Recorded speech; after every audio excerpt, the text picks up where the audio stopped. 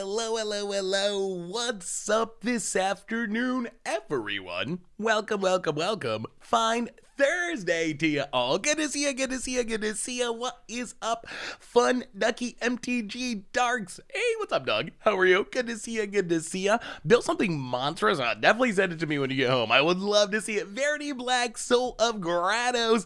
How is everyone doing today? I'm pretty hyped. For the first time in a minute, we're going to stream some Pioneer today. And Pioneer, the story of Pioneer, it is one of peaks and valleys, ups and downs. It came out, it was super awesome, then it got super bad, but now I think Pioneer is super good again, and I've actually really been enjoying playing Pioneer, so hopefully some of y'all still enjoy playing Pioneer, because I think the format's in just like a really fun place. Plus, most importantly, we got a couple of really fun decks. We have Pioneer Bard class, which is what we're starting with, and there is not much that is more fun than going off with Bard class. Oh my god, Bard class, when you go off with it, it is just so it's like storming off with your creature deck, essentially. So that is number one. The backup deck, if we get to it, also looks really interesting. It is a Herald of Anguish, old rusting blood token deck with Rickthars in the main deck to fight against combo and control. So that deck looks really interesting too. Blood Fountains and Voldaren Epicures and Blood Tithe Harvesters, making a bunch of artifact tokens to cheat out a Herald of Anguish really quickly. So Pioneer's sweet. Pioneer's really sweet at the moment. Blue Cheese and Charlie's the Strike. Welcome to the Fishbowl. Thank you so much for your subscription. Big soup cheer for you. Thank you. Honestly, I can't believe that they haven't added Pioneer to Arena already. Oh, we got a new spoiler.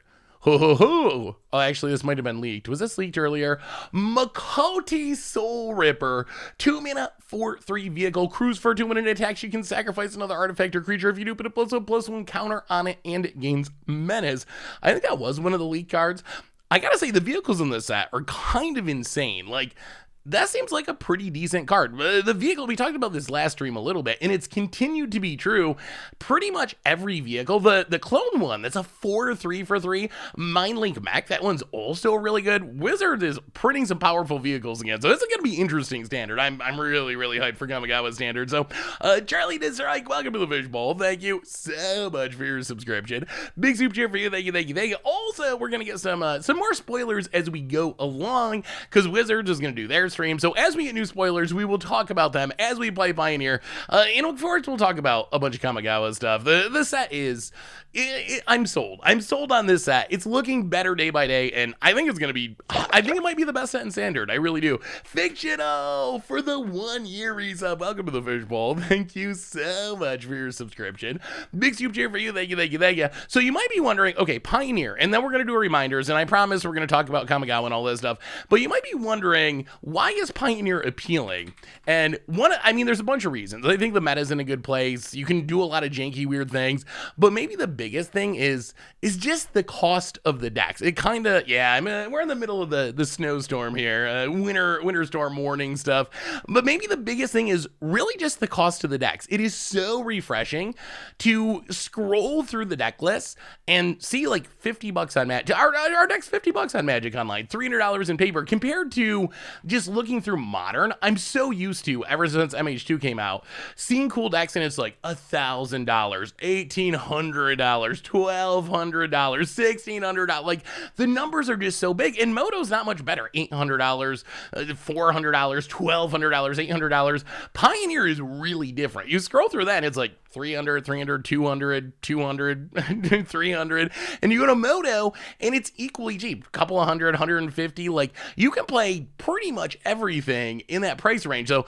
that's all the reason I'm hyped about it. Is Modern is really expensive right now, and Pioneer is not really expensive. Pioneer is like standard prices essentially, except it's non-rotating and you can do way more cool things. So hey Seth, with the new Balanced Inquisitor Captain, do you know if it still will trigger with a clone effect? No, it will not, because you did not cast... wait, if you cast a clone on it, yes. If you cast it and hit a clone, like a mirror entity or whatever, then no, because you wouldn't be casting it. But if you cast a clone and then target the Inquisitor Captain, I believe it should. Purple Saurus Rex, welcome to the Fishbowl. Thank you so much for your subscription. Big super chat for you. Thank you. How is Pioneer back? I mean, it's back because we're playing it partly, but it's also back because a lot of other people are playing it. The number of people playing it on Magic Online has went up significantly recently. But anyway, let's do our reminders. Talk about this deck. Start playing Magic. As we go along, we will talk spoilers. We'll talk Kamigawa. We'll talk about, I don't even know. Oh my god. Bearby's sleeping next to me last night. So Bear, I've told you this before. He has an unbelievable appetite. I almost can't believe it. I think he eats more than I do. So we had a DiGiorno pizza for dinner last night, and like half of it was left. And I left it sitting on a cookie tray thing on the counter. So I'm sleeping. It's the middle of the night and I hear this huge crash. What in the world is going on? So I hear this huge crash. I go out to the kitchen. Bear had climbed up on the counter, got the whole cookie sheet down, and proceeded to eat half of a DiGiorno pizza at like 1 in the morning yesterday. I don't know how he does it. I do not know how he eats the way that he does. But anyway, reminders, replay YouTube. That's the Bear update for the day. Replay YouTube. That's Read Vital Old Streams, normal YouTube. Tons of stuff coming up on there. Spoiler videos, top 10 videos, gameplay for Kamigawa. Tomorrow we're playing some Modern for Matcha Brew. There's a Pioneer budget Magic coming up. There's a unique standard video. So tons of stuff coming up on the YouTube. A reminder that our sponsor today is Card Kingdom. And if you need some Magic cards, you can get them over at cardkingdom.com. Even get a free MTG Goldfish sticker. Just let them know you want one in your order notes and they'll hook you up. But if you need some Kamigawa or a Cloudsteel Karen, whatever, they got you covered. Ooh, we have officially got the hype train running. Sir Elks. Oh, Sir Elks, I'm glad you're here. You send me a lot of Pioneer decks, so I was hoping you would be here for this stream since we're pioneering. Welcome to the Fishbowl for the 3rd month. Big soup cheer for you. Thank you. What about Goro in this deck? Yes. Goro is kind of a Kamigawa. I think improves this deck actually quite a bit. Awkwardly, that's not something that I'd really thought about too much, but Kamigawa, it offers a ton of new legends, and that's what this deck wants. Like, it wants legends in the Gruul colors. I think that Goro might actually be the single best one, because the other thing the deck wants is mass taste. Right now we're playing Samet, pretty much exclusively because in the late game we can cast it and it can come down and it can give everything haste, so we can kill our opponent in one big attack. Goro does that in a much more efficient way. So I think that Goro is definitely like an auto. Wait, a new Wrath? Oh, I did not see that. Wait, we got a spoiler for new Wrath? Hang on a minute. Where is this Wrath spoiler? There will be more spoilers as we go through the day. Oh wait, is this a... Oh, I don't know if this is a leak or not. I don't even know. I don't think it's a leak. I think it leaked before. The new Wrath, Farewell. 6 mana sorcery. Choose 1 or more. Ooh. I didn't know it said or more. Excuse me. Exile all artifacts. Exile all creatures. Exile all enchantments. Exiles all graveyards. This card, I think, is a new staple in Commander. We've talked a lot about Raz in Commander. I mean, it's probably fine in Standard too. It'll get rid of sagas, gets rid of vehicles, gets rid of graveyards. But in Commander, I think this is going to be an all-star. Also, that art is it's pretty cute. For a Wrath, that's kind of some contrast. This cute little like butterfly kid thing, and it's this card that's pretty brutal. It's actually just blowing up the entire world. So that card's actually really good. Yeah, it basically replaces a store command. Jack the Hydra, welcome to the Fishbowl. Thank you so much for your subscription. Big super cheer for you. Thank you. I mean, so when it comes to Wrath in Commander, you basically want 2 things. You either want efficiency or you want flexibility. The Wraths that I play, they either can blow up more than just creatures, like a store command, which is where Farewell comes in, or they're just as efficient as possible. Toxic Deluges, Wrath of Gods, Vanquish the Horde, whatever ones can get a discount. So those are the 2 things I look for, which I think means that card's going to be really good, like an upgraded Steward command. Worse off would have made sense. It feels like Merciless Eviction a little bit, like upgraded Merciless Eviction. So anyway, what are we starting with today? We're pioneering with Bard class. If you've never seen Bard class in action, oh, you were in for a treat. Hopefully, if we actually draw Bard classes. So Bard class, probably the sweetest card Hey, what's up, Bottom? How are you? Good to see ya. Probably the sweetest card from Adventures in the Forgotten Realms. Probably the best class enchantment, at least. It pumps your legends when it comes into play. The big one is level 2 legendary spells you control cost a red and a green less to cast, reduces the colored mana, and then if you get to level 3 for 5 mana, when you cast a legend, you get to draw 2 cards to play this turn. So the idea is, if we can level this up to level 2, most of our deck becomes free. Free, and then our other stuff becomes way cheaper. Domri's 1 mana, Burgie's 2 mana, our Magda's 1 mana. So if we can get it going, we can just dump our hand, and then if we also get the 3rd level counter, then things get really crazy, because when we cast our Zergo, we're drawing 2 cards, and we just chain through essentially our entire deck. We get Burgie that gives us even more mana, and eventually we're going to build this massive board out of nowhere, and then play Samet to give our team haste and just smash our opponent to death with this huge, ridiculous creature storm turn. And that's essentially all the deck's trying to do. So try to find Bard class and go nuts with legendary synergies. Mox Amber provides even more mana. We got some removal in the sideboard, but it's almost like, I don't even know how to describe this deck. Like, if Gruul mid-range was a combo deck, I think that is probably the best way to think of Bard class, because that's really what it is. It looks like a random Gruul mid-range deck, but when you play it, it actually kind of plays like this weird Storm combo deck a lot of the time. Personally, I won't touch it. The white decks I play most with recursion decks. I guess that's true. I mean, if you're playing a white recursion deck, then it does get worse because you're going to be exiling your stuff. Hey Seth, if you don't refer to Ishin Two Heavens as one as Pain Harmonicon, I don't know what to think. It's a perfect nickname. Also, give Bear some scratches for me. Hey, what's up, Stone Rain? How are you? That is actually the perfect nickname. Also, if you see more spoilers coming out during the stream, ping me and we will talk about them as we go along.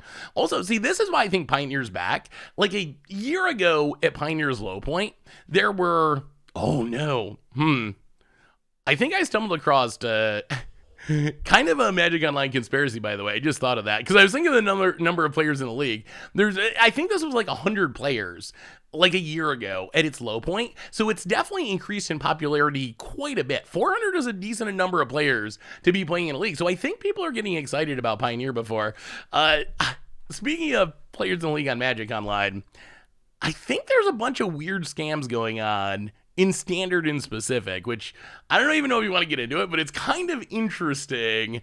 It's kind of interesting that I think that a lot of the Standard results and the people on the Standard leaderboard are maybe not actually playing, but they're just like doing the win trading cheat thing. So any guess what we won't see on turn 1? Stupid Monkey. That's true. We might see some stupid Llanowar elves, but stupid monkeys, I think we're safe from for tonight. Don't forget to answer Deafening Silence in the side. Too late, you're locked into your league. Wait, do we not have an answer for Deafening Silence? We're good. I'm sure we have an answer in there somewhere. Windrit, yeah. I think that's what it is. Like if you it's really, I fell down the rabbit hole.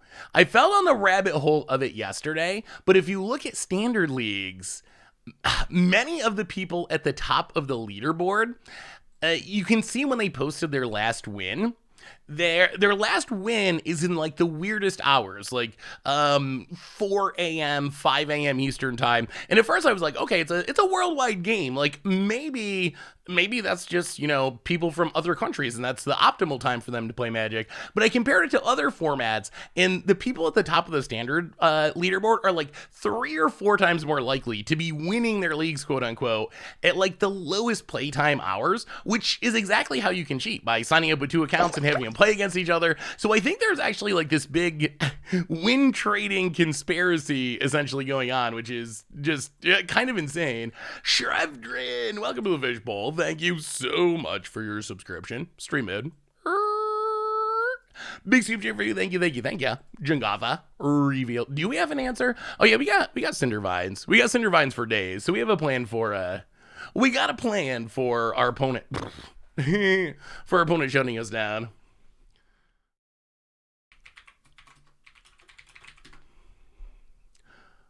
opponent. I mean, I don't even think it's okay. So you know what started me down the conspiracy, honestly. Here's what started me down the conspiracy. Did you see the free white deck that I tweeted about? The free white deck. Okay, here's what convinced me. I will give you the evidence. I don't even think it's a conspiracy. Okay, so it was this free white deck. I tweeted about it. It was a deck that cost $0. It got published as 5-0ing a league, and I got really excited because it's a $0 deck that 5-0'd a league, and I'm pretty trusting in Magic Online results, unlike Arena results. So I was pretty excited, and I was like, okay, so we're gonna play this deck and do a video and all this stuff, and that's coming up. We are gonna have a video and all this stuff. But I started looking into the username Dakota4.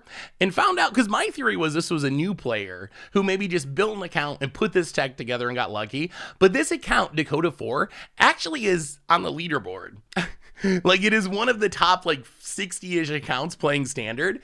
And there's no way that this deck and Dakota4 has actually won, like, 15 leagues or some ridiculous number playing this free white deck. So that started me down the path, and I started looking into it more. And I don't know. I think that people are just scamming Magic Online. Hey, Seth, I wanted to ask you about the limits of content. Yeah, we're definitely mulliganing this. Ooh, that's a Bard class. That's a Bard class. And, this hand's actually kind of great, as long as we don't get Thoughtseize. Hey, Seth, I want to ask you about the limits of content. A few weeks ago, you talked about Cedric leaving SCG and then the coverage. I thought you would also comment on the shift of SCG letting go of so many writers, but it wasn't mentioned. Is that because you guys chose not to talk about it? No.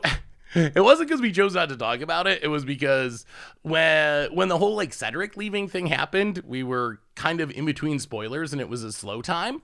So we had time for a lot of other topics on the podcast. And then by the time the other stuff came up, it was spoiler season and we just being our announcements. So we just had so much other stuff that it was a topic that we just didn't get to. What are we putting to the bottom? So we need to get down Bard class. Mox Amber's. I guess we can get rid of Mox Amber. Oh, please don't. Please don't Thoughtseize us. Please don't Thoughtseize us. SCG letting go of its writers. Balagad Recovery, interesting. SCG letting go of its writers is definitely... it's sad. Like, there's a lot of people that have made great content, and I feel really bad for the people. I think it is just a product of where competitive Magic is at right now. Like, there's no Pro Tours. There's no tournaments for people to prepare for. So, kind of the spike-focused content,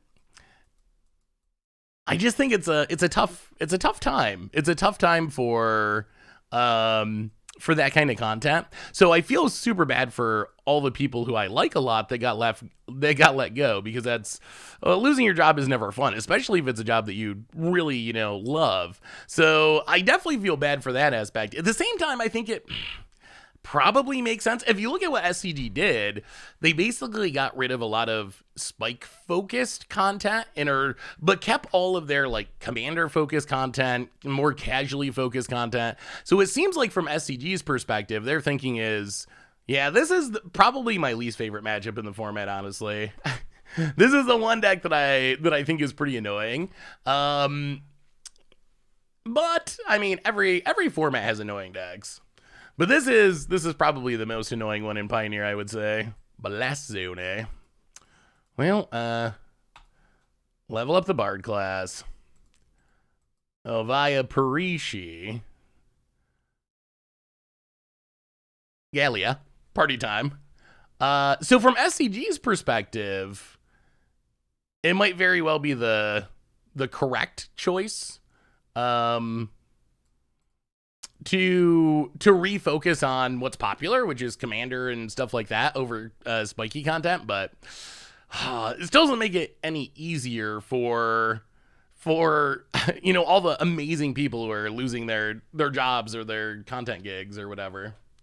And really it went all the way to like Paulo is one of the best content Oh, tell me you didn't hit Lotus Field. Paulo is one of the best content producers as far as just like written articles and stuff that Magic has ever had. So, I mean, this isn't like, you know, a couple of people who had a SCG tour finish. This is like some of the greatest players of all time that are getting laid off. I mean, that's actually a good question for you, for all of you. Like, what kind of content do you watch? I mean, I'm super thankful that you hang out for the stream and watch my content, which is amazing. And I will always, always, always be appreciative of that. But like, what kind of content do you watch? I'm honestly curious. Like, where is the future of MTG going as far as content? I really don't know.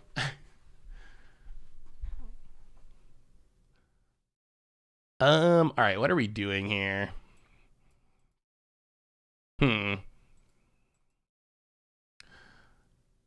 Well, play Domre.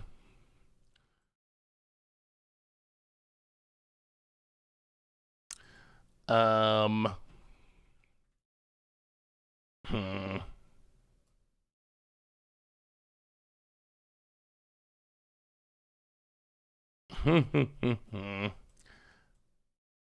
mean, I guess we fight. As weird as that feels, but fight the grazer, gotta get it out of the way. Paulo used to work for Channel Fireball. But then more recently he'd been with SCG for a while. All right, Magda. Go to combat. Attack you. I mean, the only thing that really scares me here is the Lotus Field deck. Like, if they draw their Lotus Field, they can just go off. Basically any time about it. They also have this Blast Zone, which is kind of going to be good for them. They can Blast Zone away all of our 2s. About it. I used to love watching Pro Tours and SCG Opens like 10 years ago. I don't know how everything went so wrong with competitive organized play. There used to be real excitement around it. I mean, I think I know. I think the answer is Wizards stopped caring about it. It's sad, but I mean, that's the only thing that really makes sense to me is Wizards kind of gave up on it, essentially.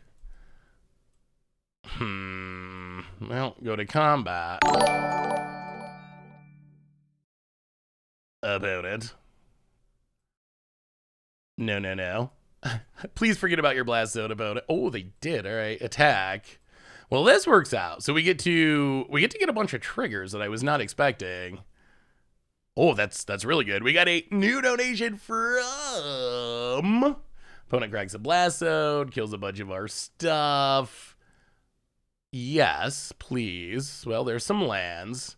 Treasure from Magda. Hit ya to 7. Okay, can we close this out? New donation from Dan Wildfire, $2 donation. Want to go old school and win with commander damage? Commander damage. No Voltron, no pump effects. Just old school extra turrets and extra combats, killing my opponent with commander damage. Ooh, let me see, Doug. That does sound sweet. All right, so 1/2 Bard class. Take up Domri for red. Level up Bard class. I mean, this is basically it. Like, oh, we're so close to closing this out. But our opponent, if they draw Lotus Field, they can win at any time. Like, that is oh, the scariness of this matchup. Ooh, old school Bolas. OG Nicole Bolas is a pretty sweet card. Out of all the original Elder Dragons, that's like the best by quite a bit. And I mean, if you hit someone with it and clear away their hand, you probably can just get there with commander damage. Oh, 1,000-Year Storm times. Oh, you built some brutal decks, Doug. You do. The 1,000-Year Storm expropriate. Oh, Crim would be proud. I mean, the deck looks really strong. It looks a little brutal, but very strong. Hey, what's up, Magikarp? How are you? Donation alert volume is like 2 or 3 the rest of your levels. Oh, thank you. Okay, we have lethal. Come on. No Lotus Field. No Lotus Field. Opponent. Oh, that digs many, many cards deep. Did they find it? Are we dead? Oh, this deck. How dead is Standard, especially going forward? That's a good question, and I do not know the answer to that question. I really don't. How does this deck function without Bard class? It's a lot less explosive. I mean, you can still just play your legends and attack with them and win theoretically, but it's much less exciting. I don't think they hit it. It's much less exciting than having Bard class and just going off. Cycles Game, welcome to the Fishbowl. Thank you so much for your subscription. Big soup for you. Thank you about it. Scoops it up. Oh my goodness, we survived.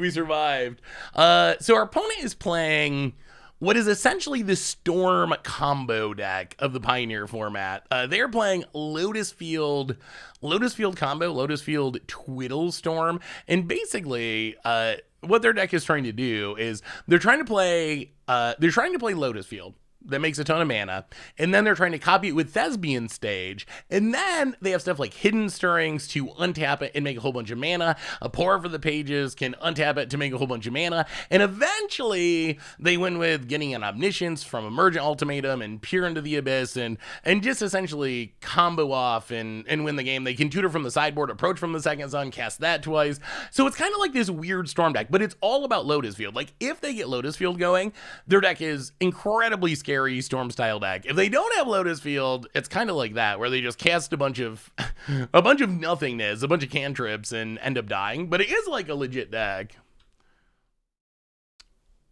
Oh no, I think I missed your answer, Magikarp. Was the answer food content? I personally don't enjoy spiky decks. I find that decks having intricacies and weird interactions are what I'm into, which is why I watch your content. Is the only 60 card content I watch. Well, thank you, Magikarp. Yeah, I mean, I think that is kind of the...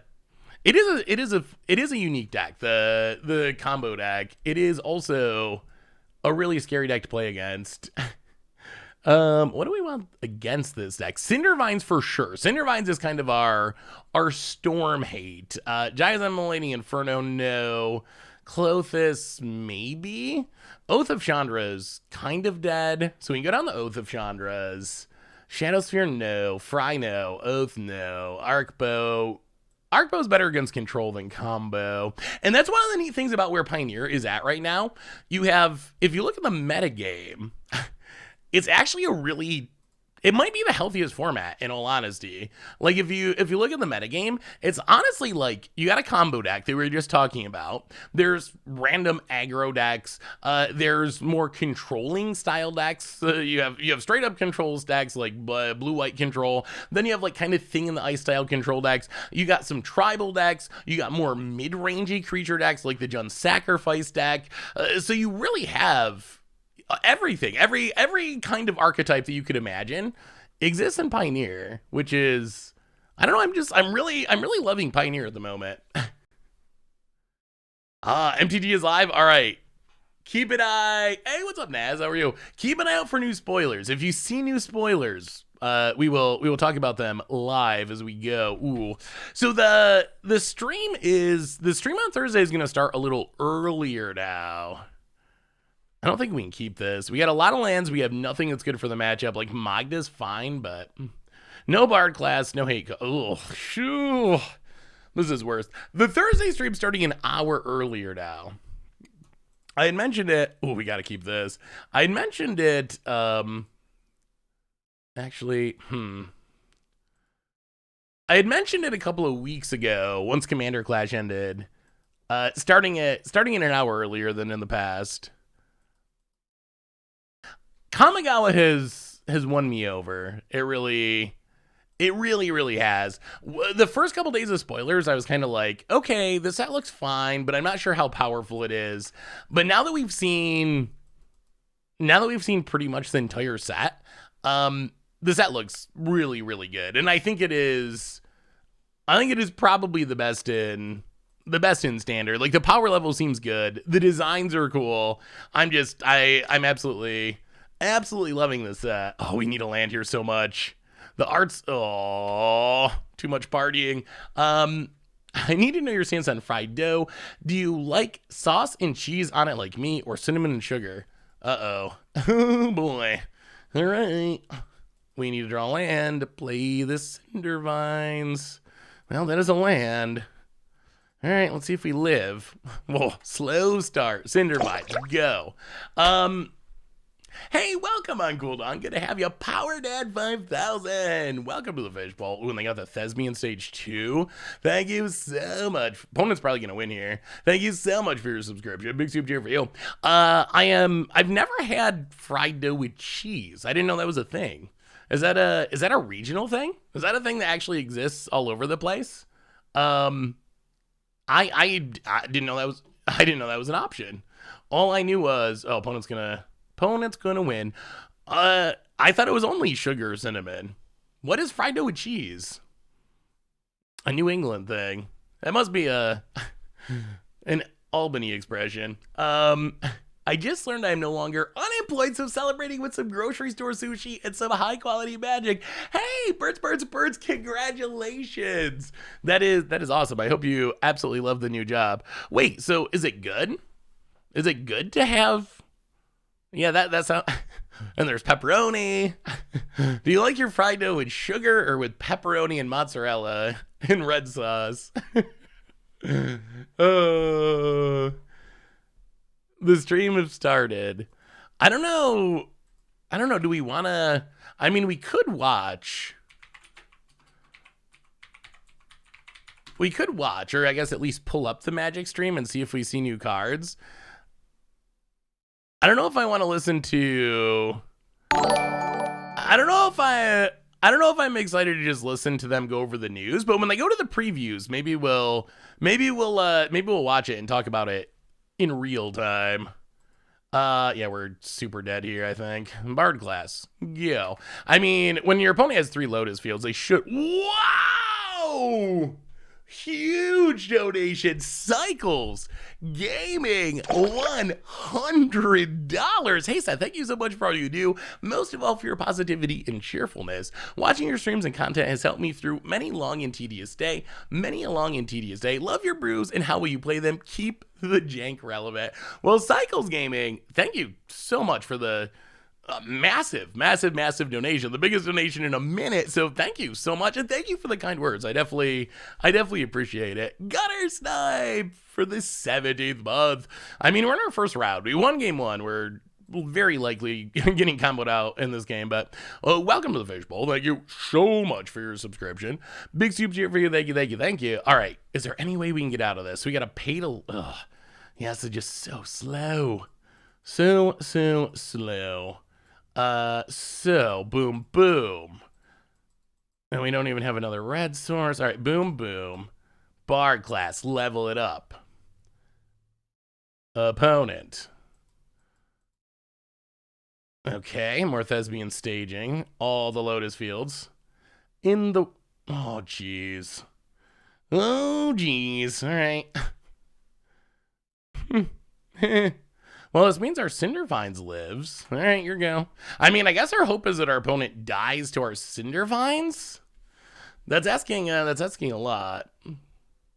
You and some others have inspired me to make content. Been active on LinkedIn the past 4 months, helping job seekers at almost 8,000 followers now. Congratulations, Jonathan Snow. That is awesome. Yeah, if you ever need the deck, ! Deck will get you there. No spoilers yet. We'll keep an eye. Oh wait, it says previews and talk about them. So first one we have is Kami of Transience. So Kami of Transience is Kami of Transience. 2 mana, 2/2 trample. Whenever you cast an enchantment spell, put a +1/+1 counter on it. At the beginning of your end step, if an enchantment was put into your graveyard from the battlefield this turn, you may return Kami of Transience from your graveyard to your hand. Seems very good. I actually think this card is probably very strong. One thing that I've learned over the years is don't underestimate things that come back from the graveyard. Yes, this is going hand rather than to the battlefield, But I think this is a powerful card. Play it in a Saga deck. Sagas go to the graveyard anyway. 2/2 trample that gets bigger, that's fine. It's going to grow 3/3, 4/4. And then if it happens to die, you're probably going to be able to get it back with a Saga going to the graveyard in the kind of decks it would play. I don't know if it will see play outside of... I don't know if it'll see play outside of Standard, but in Standard... it seems really good. I think it's a solid playable card in the right deck. What do you think, chat? What is your live reaction to Kami of Transcendence? I gotta say, I love the art in this set. I don't even have some strong connection to.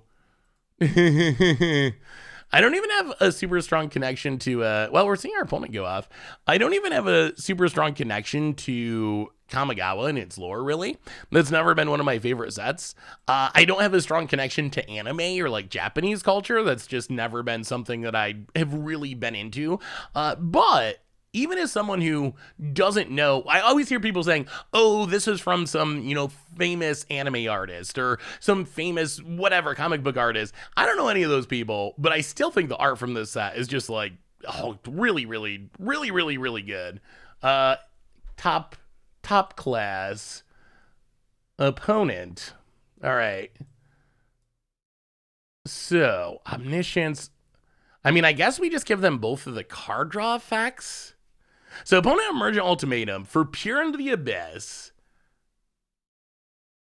Omniscience, and Pour Over Pages. I will call you Cycles Gaming. Or I will not. I'll leave off the gaming next time. So I think we just put back the Omniscience.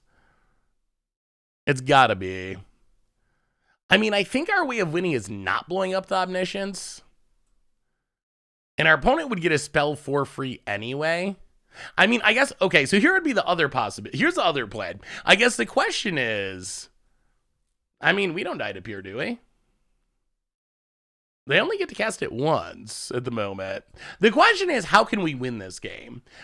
One possibility is we can be like, okay, take Omniscience, we'll kill the Omniscience, you're pretty much tapped out, get rid of the Pour Over Pages, hopefully our opponent cannot keep comboing, but then our opponent's still going to be at 12, and we are going to untap without a realistic way of killing them, and our opponent's going to have all the Lotus Fields, and they're going to have a Peer Through Depths in hand or whatever. The other option... Hey, see you, Cycle. Thank you so much for hanging out in the donation. I think our best bet is to hope that the Cindervines wins and just let our opponent let them cast their cards. Let them cast their cards and see if the Cindervine. I mean, we don't lose on the spot, right? How do we lose on the spot? I'm confused how we lose on the spot. So they cast Omniscience. They cast Peer. Targeting themselves, they're going to be at 5. Like, they can't cast that many more spells, especially since we can still Cindervines. So like, our opponent needs to... They need to have drawn an answer to the Cindervines, basically, off of this. Draw half their deck, but still. Hey, what's up, Gordius? Good to see you, Oh, we got another one. Oh, the white channel land. Ajano Seed of the Empire, white channel land. Untapped, adds a white, channel for 3, discard it, 4 damage to target attacking a blocking creature, 1 less to cast for each legendary creature you control. Great. I mean, the whole cycle is insane. The whole cycle is really good. This one is no different. It's an effect that's going to be good in basically any deck. Oh my god, okay. Down to 4. Opponent's running out of time. To kill the Cindervines. They have one more spell. Their next spell has to kill Cindervines or they're dead. One spell. Yeah, Jano does look really good. Woo, hit. Come on.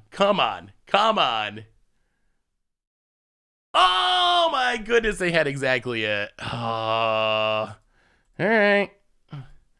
So opponent goes to... Oh my god.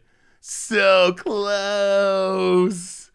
Oh my goodness, so close. So opponent goes to 1, but now, I mean, there's no way of us winning from here. I mean, yeah, the white one's very good. Agano's very, very, very good. I mean, so how would you rank the cycle? What would be, hey, what's up, AGK Mark? What would be your, I mean, we won't scoop, I guess. So how would you rank the land cycle? I think it would be, for me, green number 1, blue number 2, white number 3, red number 4, black number 5, probably. Although I think they're all playable. Like, I think every single one of them will see play. But I think that green is in, like, double S tier, blue is in S tier, white is in A tier, red is in, I don't know, B tier, and black is in B tier, something like that. I mean, white is worse because it's so situational. I mean, being able to kill something is good in most match. Oh, we got another new card. Yugen defends the temple. Ooh, Mythic Saga. Okay, 3 mana. Lore counter number 1, make a monk that taps to add a mana. Lore counter number 2, put a +1/+1 counter on each of up to 2 target creatures. Flip it around into Remnant of the Rising Star. 2/2 flying. Whenever another creature enters the battlefield under your control, you can pay 1. If you do, put X +1/+1 counters on that creature. Or pay X and put X +1/+1 counters on that creature. As long as you control 5 or more modified creatures, Remnant of the Rising Star turns into a 7/7 with trample. Oh, all these sagas seem mediocre to me. Like, pretty much without fail. Like, I mean, this isn't a bad card. I mean, is it a bad card? 3 mana, you get a 1/1. Hopefully put some counters on things. Flip around. The slowness is what gets me with all these. Like, it just seems so slow to actually get the creature side of it. Opponent, okay. Can we concede yet? I think. Have we seen enough? There's no way we're winning. Opponent's back up to 8 as well. All right. Well. Yeah, I mean, good enough. Yeah, we had some time to kill there as our opponent was comboing off. Are any of these sagas going to be good? I mean, on the other hand, 7/7 trample sounds good. And I do think that modified's going to be, I think that modified's going to be better than people think, but also disappointing to people. Here's my current theory on modified. I think that modified is actually going to be good, but in limited play, the sagas are awesome. I think the sagas are going to be super fun in limited. From a constructed perspective, they just feel really slow in general to me. Here's what I think is going to happen with modified. I think that modified is actually going to be part of a real competitive deck. However, that deck is almost certainly just going to be +1/+1 counters. So if you're thinking of modified as like, oh, I'm going to play all these cool mixtures of like auras and equipment, and that's how I'm going to modify stuff, you could definitely do that for fun or in a commander deck. But as far as being like a successful plan, that seems unlikely. On the other hand, just like I'm playing a Windy Constrictor deck or a Conclave Mentor or a Hardened Scale style deck, and I'm going to play this modified stuff because all my stuff is going to have counters on it, that I actually think is probably going to work and actually be pretty powerful. But I think that modified is actually just going to mean has a counter on it like 95% of the time in constructed. King O Sharks, welcome to the Fishbowl for the 17th-month. Big soup cheer for you. Sad that the red shrine is 3 CMC. Bad for the Shrine Rainbow Stairwell deck. Yeah, the shrines make me a little sad just because I think they're going to die a lot. That's kind of my concern with the shrines. This matchup's tricky. We didn't pressure. If we had our mana and had Cinder Vines, that might have went differently. That game we just gave our opponent infinite time because we didn't have any mana. I mean, is there any chance this hand could be worth it? So this hand, we can curve out. We don't have a Bard class. We don't have any hate cards. We have our janky legendary curve. Ovaya into, I guess, Magda into Galea and just attack. Is there any chance that that'll actually work? Tribute to Orobi is interesting because it has haste. That gets around, I mean, we can also Galea draw to find stuff. Just gonna mull. I mean, Cindervines didn't save us last time. I think we need Cindervines and pressure. You know what? This is probably a Horrible idea, but we're going to try this. I think it's worth trying. For one reason, I do agree that Cindervine's super important. The one reason I think it's worth trying, hey, what's up, Degorko? I love you as well. Good to have you. The one reason I think it's worth trying is Gallia maybe drawing us the cards we need to do what we got to do. All right, well, Stomping Grounds, untapped, very, very strong 1-drop. Via Parishi, Sage Lifecrafter. Yo. I feel like the new shrines are going to be disappointing just because I think being creatures is a pretty big drawback. That's my guess. Well, Magda hits you for 1. Opponent. Boom. 19. Opponent. Botanical Sanctum. Oh, what do you think about this deck in Pioneer, Elks? Is this a deck that power level wise, where does this fall? More lands, not great. Well, Galea, go to combat, attack you, get some triggers. Come on, Cindervines. Okay, just go. Oh my god. We only have 18 lands in this deck. And we have found many of them. Well, pass the turn, opponent. Are we dead? I enjoyed your land ranking tier list on Commander Clash, and I agree Snarls are oh my god, Snarls are the worst. Oh, I hate that land cycle. All right, that is not a Lotus Field. Vizia, sure. Please stop drawing lands. Ooh, Rada. Interesting. Well, yeah, we're going to keep attacking. Rootbound Crag. Janky Legend number 4. Grand Warlord Rada. Gonna combat. Big swing. Big swing. We're going to lose our Magda, but that's fine. Attack with everyone. Trigger. Galea, yes, please. Okay, we discard a land. We make 4 mana. Okay. Opponent's running out of time. Opponent is really running out of time. We make a bunch of mana. Opponent's gonna have to combo off soon. We might be beating them. We might be beating the Storm deck. Opponent blocks. Gonna kill our Magda. Yup. Down to 8. Well, oh, okay, now what?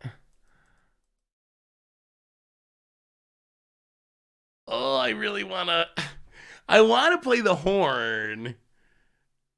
Because I love drawing cards, but at the same time, oh, yeah, I guess it's probably better, isn't it? I was thinking, like, we want as much pressure as possible, so we play Burgee. Opponent blocks 3, 4, 5, 6. They're still not dead. Since our opponent's not dead, I think Horn is fine. Ooh, wait, what is this? Is this a new Magic card? Oh, it disappeared. There was a new Magic card for a brief moment. All right, Burgee, backside, Horn. I guess this also works out pretty well because we have multiple redundant legends that we would like to discard. Oh, come on. Ooh, Halana and Elena could actually be sweet in this deck. Oh, wait, the card is returned. The long reach of the night. 4 mana. Lower counter 1, each opponent attacks a creature unless they discard a card. Same for lower counter number 2. Flips around into a 0/4 menace that when Animus of Night's Reach attacks, gets +X/+0 until the turn, where X is something. I couldn't see it. Seems like a limited card. Limited fodder. Hey, what's up, JG? Yeah, the Thursday stream is an hour earlier now. Thursday stream's starting at 5 Eastern instead of 6. I always had to do it later because of Commander Clash, but Commander Clash next year, oh, they still didn't find it. Commander Clash next season we can record earlier because Krim isn't on Commander Clash, and Krim lives on his own Crimmy schedule. So we're gonna be able to record it earlier. So we're gonna be able to do the stream earlier.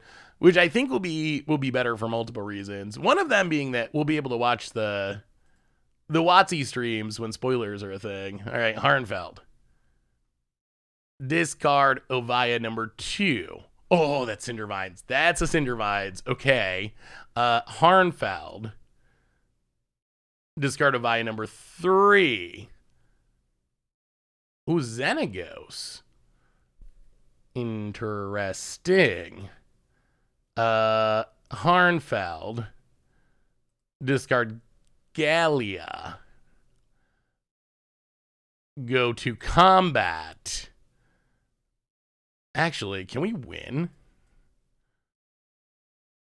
Is there a way we win here? So if we play Burgi, we play Mox Amber, we play Xenagos. Xenagos doesn't win, right? It only makes a 2/2. It makes a 2/2 with haste. It does make a bunch of mana. Opponent blocks here 1, 2, 3, 4. They take 5. So it's still not quite lethal. I don't know how Krim survives his schedule. Krim has the craziest schedule between his stream and everything else. I do not think poor Krim gets to sleep very much. It'll be a 3/3 because of Gallia. Oh, it's a satyr. Combo. It's a combo. All right. That's still not lethal though, is it? All right. Well, you know what? We're gonna cast it. Boom. Burgi. 1, 2, 3. And then Mox Amber. Make a mana. And then Cindervines. Make a mana. And then land. And Xenagos. We can do it all. Here comes Xenagos. Mega mana. Oh, we're going to beat the Storm deck. We don't even have our Bard class, but we're still kind of comboing. Satyr. Go to combat. Swing with the crew. I don't think our opponent's literally dead, though. Like, this isn't bad, but I think they just survive. Gallia. Discard the land. Pretty good hits. Rada. Makes us some mana. Oh, boy.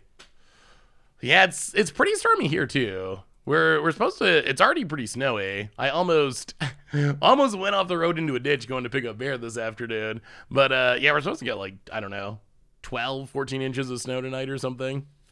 Yeah, we should be good. It should be hard for our opponent to get out of this. Even if they're not literally dead, which I don't think they are, it still should be very hard for our opponent to do anything through the Cindervines. Opponent going to untap a land. Natural state. Okay, well, there goes the Cindervines. Opponent. Oh. Dead. Opponent is dead. Oh, tornado watches. Ooh. I've never lived in a tornado area. Oh, I live in upstate New York. We're used to it. That's kind of normal winter weather in upstate New York. What do you think about new Tez?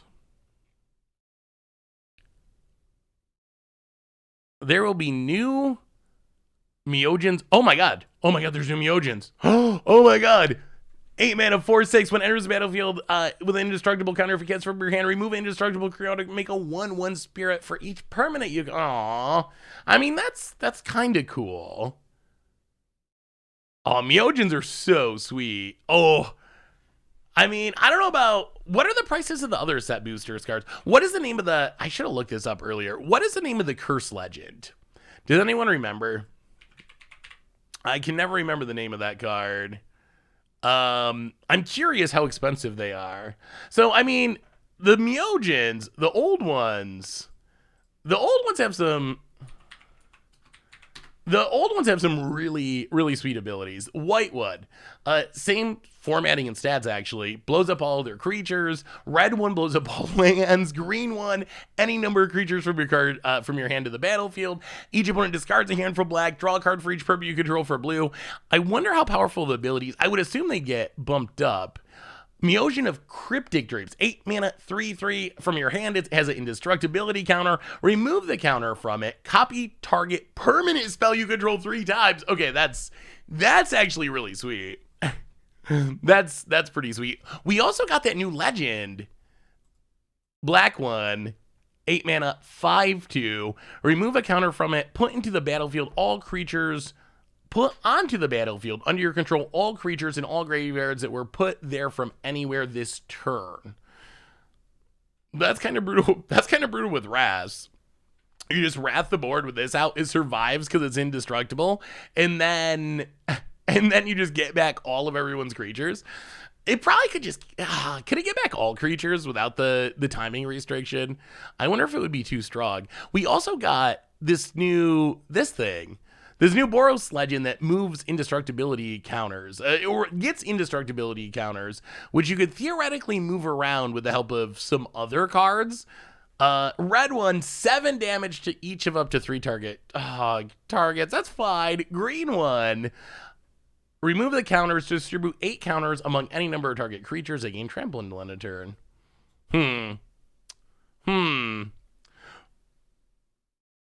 What do you think? Old or new Meosians? Which are better? Which do you prefer? We just saw the new ones. Maybe it's just I kind of miss like blow up all lands. we need more blow up all land style effects. I mean, the new ones aren't bad. The green one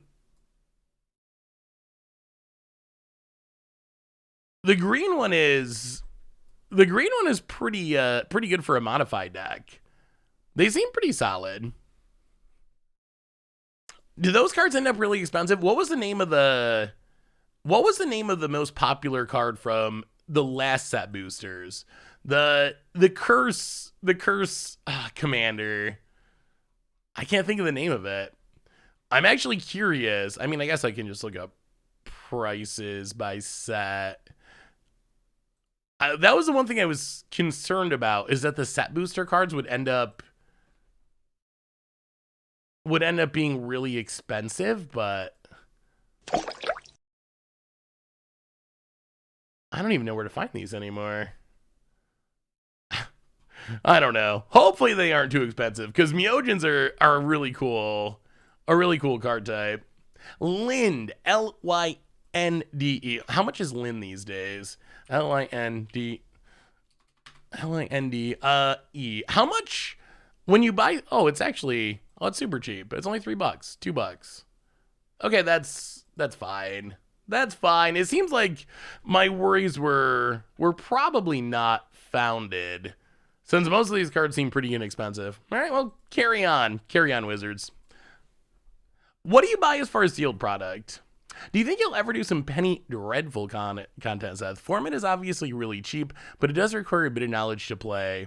That's always been the sticking point for me, Naz. The idea of Penny Dreadful is appealing to me.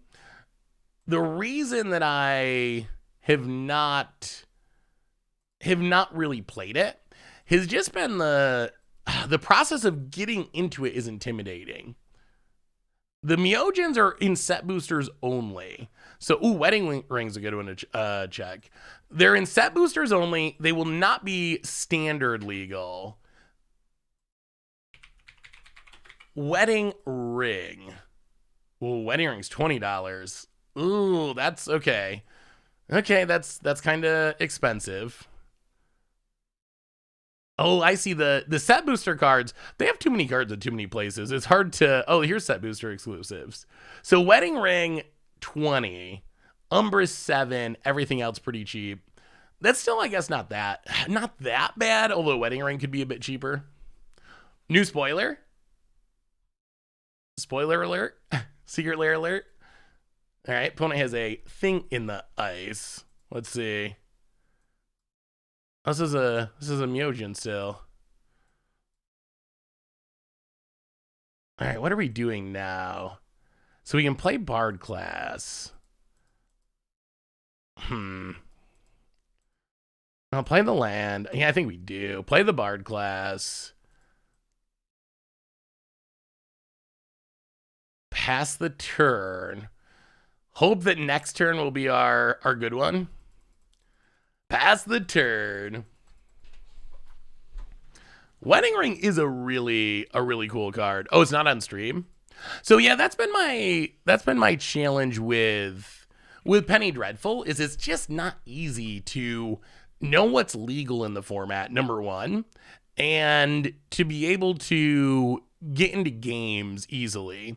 So I wouldn't say it's impossible that we have some Penny Dreadful at some point, but those are the reasons that it doesn't happen more often. Mono Green Stumpy, welcome to the Fishbowl. Thank you so much for your subscription for the 54th month. Wow, big super cheer for you. Thank you. All right, well, let's do what we can. Level it up. Trognar for free.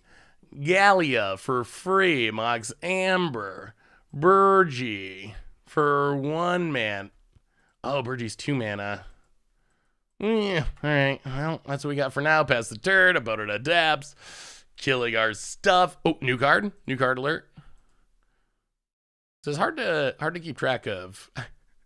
Hard to keep track of everything. Where's the stream? Oh, all right. Yoshi Amaru, Ever Faithful, 1 mana, 1/1 dog. Whenever another legendary permanent enters the battlefield under your control, put a +1/+1 counter on it. And there was more text that I did not quite see. Wait, did you see my desktop? How did you see my desktop? Avert your eyes. It's very well organized. It's a big brain desktop. It's not. Look at that. If you really think about it. Oh, we got partner text. Oh, it's just straight up partner. That's cute. I mean, I don't think it's a super powerful card, but it's kind of cute that there's just this 1 mana 1/1 dog that you can partner with your favorite commander. As far as a desktop, I have a full row here that is not full yet. And then 1, 2, and 4 spaces here. If you really think about it, there's room for another like 10 icons at least. So I'm good. Easily good. Do you know that Windows has a thing called folders that you can move all those pictures into? Yeah, that's how I do it. I wait until, there's another new card. I wait till my desktop is full. After my desktop is full, I create a folder called desktop dump, and then I just drag everything into it, and then I wait about 3 months, and then after that, if I don't need anything from that folder, I figure I probably didn't need it to begin with, and I just delete the whole thing and do it again. It's a pretty good system. Ruthless Technomancer, 4 mana, 2/4 human wizard. When enters the battlefield, you can sacrifice another creature you control. If you do, create a number of treasures equal to its power. 3, sack X artifacts. Return target creature card with power X or less from your graveyard to the battlefield. X cannot be 0. Ooh, is this a main set card? That's kind of sweet. Can definitely make a lot of treasures if you can sack a big creature. Righteous Fiore, welcome to the Fishbowl. Thank you so much for your subscription. Big super cheer for you. Thank you. All right, 1, 2. Oh, how far can we go? Burgee. So play Burgee. Play Galea. Make a mana. Play Rada.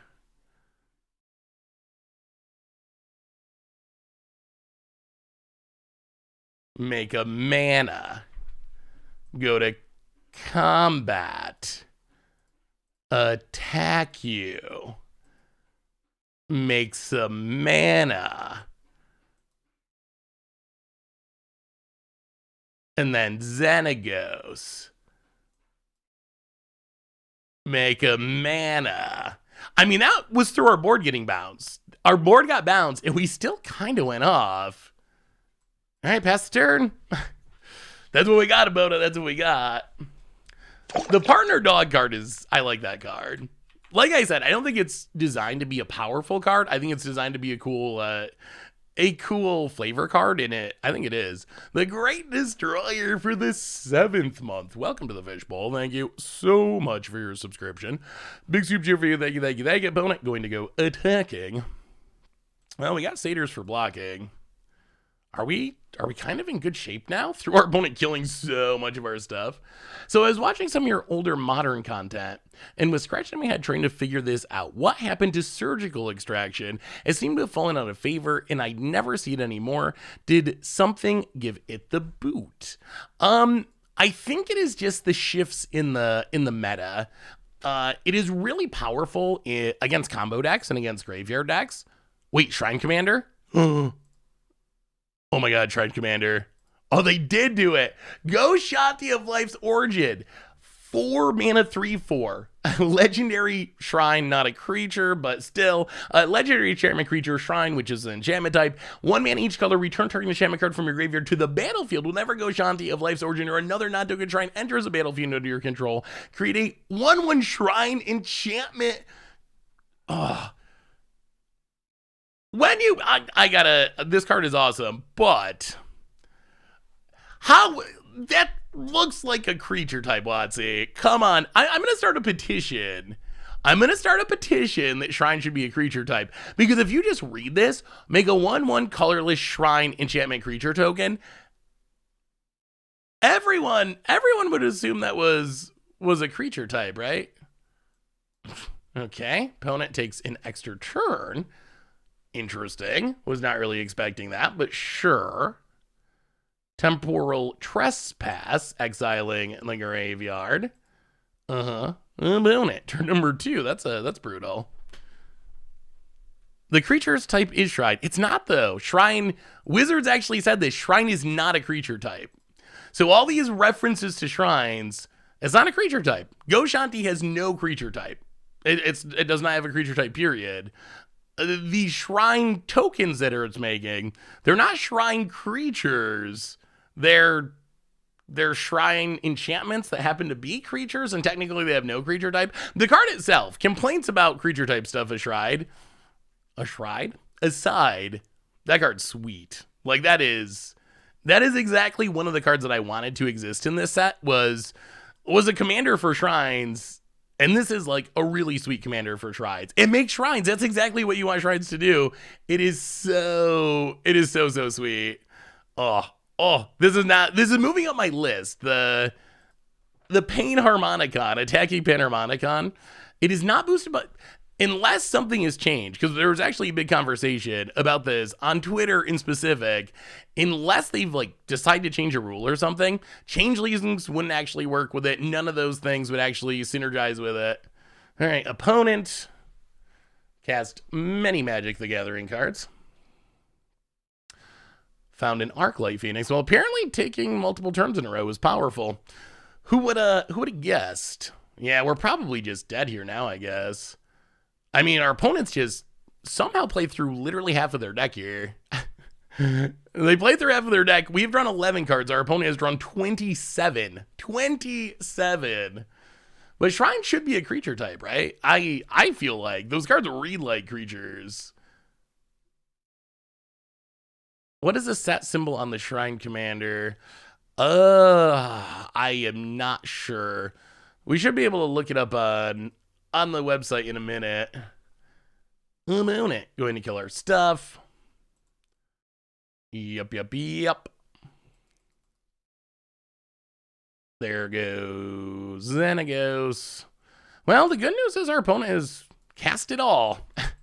They have literally cast every possible Magic the Gathering card, so I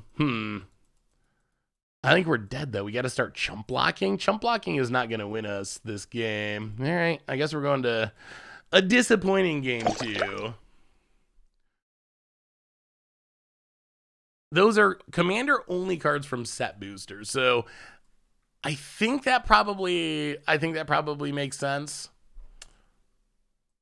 Maybe we got to start a petition to ban all extra turn spells in every format. They just all get rid of them all. Every single one. No graveyard hate, unfortunately. It is a little it is a little awkward to try to keep track of what goes where. Like, what's in a set booster, what's in standard. There's just so many cards. Oh, the previews are up? Let me see. I just looked a minute ago. Some of them, it looks like. Maybe it hasn't. Oh, is it further down? Yeah, maybe it hasn't updated or something yet. Like I don't see the Shrine Commander. Not yet. Well, I mean, I'm glad they made a Shrine Commander. Fry to kill, Thing in the Ice. Yeah, it could be worth it. Oath of Chandra doesn't get the job done. Although Fry doesn't kill, Shrine, Fry doesn't kill Arclight, which is awkward. I guess Xenagos is probably pretty weak in this matchup. It dies if you play it and make a token and just dies to Arclight. So maybe we just go down the Xenagoses. Let's try it like that. Oh, the Shrine hype killed the stream. I mean, the Shrine is, like, that's going to be such a popular... People love Shrines. People love Shrines. And that is... Oh, one land away. I don't think we can keep it. I think I've grown. I have grown beyond one land, one keep. For now. For this game. Oh, no. Oh, no. What I've been playing this season, Petty Dreadful, super fun. Ooh, Astral Drift is just like such a fun card. Penny Dreadful, like I see some. This looks like a really cool deck, and I've seen other really cool decks from Penny Dreadful. So the format, like, it looks fun. That's something that I like about it. Is it does look enjoyable. I just wish there was an easy way to do it. Like, there's not an easy way to use decks to build decks that I'm aware of. Like, I can't just click Penny Dreadful on Moto and filter by things that are legal. And I guess you got to go through, like, Discords, maybe, to find games or something. But there's not a click a button, play Penny Dreadful. So that's the part that keeps me away. Which is kind of sad because, like I said, the format actually looks really, really, really sweet. What are we... Well, I guess... Okay. Let's put these two dorks to the bottom. That's fine. All right. A smidge of mulliganing, but that's okay. That's okay. Oath of Nissa will save us with a... Oh, we had a Bard class too. We'll take the Burgie. Oh, there's actually a petition. Opponent. Can we have an ATO explosive singularity for the Dragon Ball Z lovers that want to spirit bomb your opponent? Wait, is that a Dragon Ball Z card?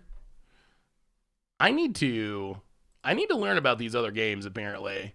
Now that Magic is going full on, hey, what's up, Grateful Dead? How are you? Now that Magic is going full on Universes Beyond, apparently you gotta learn about all these other pop culture series. Well, okay. Go Cindervines for days. I mean, this is going to hurt our opponent as they cast spells. That's something. Yeah, Pioneer's sweet. I mean, we're about to lose this match, I think. But Pioneer is sweet. Could use that Fry right about now. Opponent. Expressive Iteration. Pretty good Magic card. Will you ever stream a Commander Clash? Definitely. I mean, we've done Commander Clash live in the past. So we've already done it on several occasions. So another one is very likely to happen in the future. I actually think I believe there's going to be a Commander Clash live in the beginning of March. So about a month from now. So yeah, there will definitely be more Commander Clash lives. I know you're down on Painlands and EDH, but do you think they fit well in Standard? Oh yeah, they're one of my favorite budget cycles in 60 card formats. There's the allied ones are expensive, so I hope they reprint them. But the enemy ones are one of my go-tos as budget dual lands because they come into play untapped and they're like really, really cheap. Oh boy, Thing in the Ice has been flipped.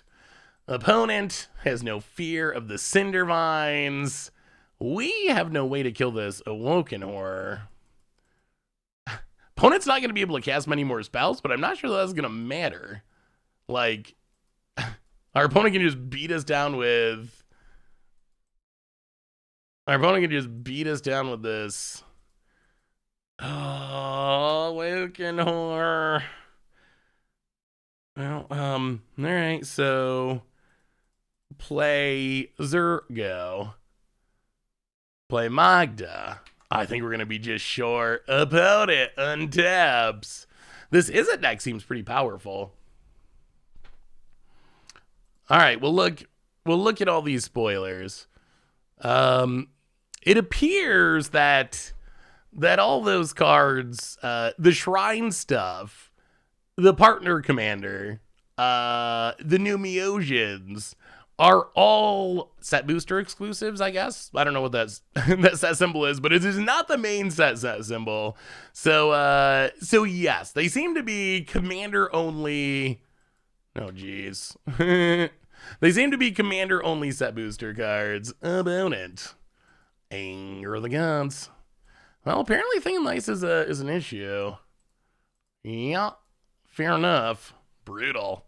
Well, I mean, flipping Thing in the Ice on turn 3 and taking extra turns, apparently powerful. The Sagas, I think, are probably the least powerful things in the set, least powerful mechanics.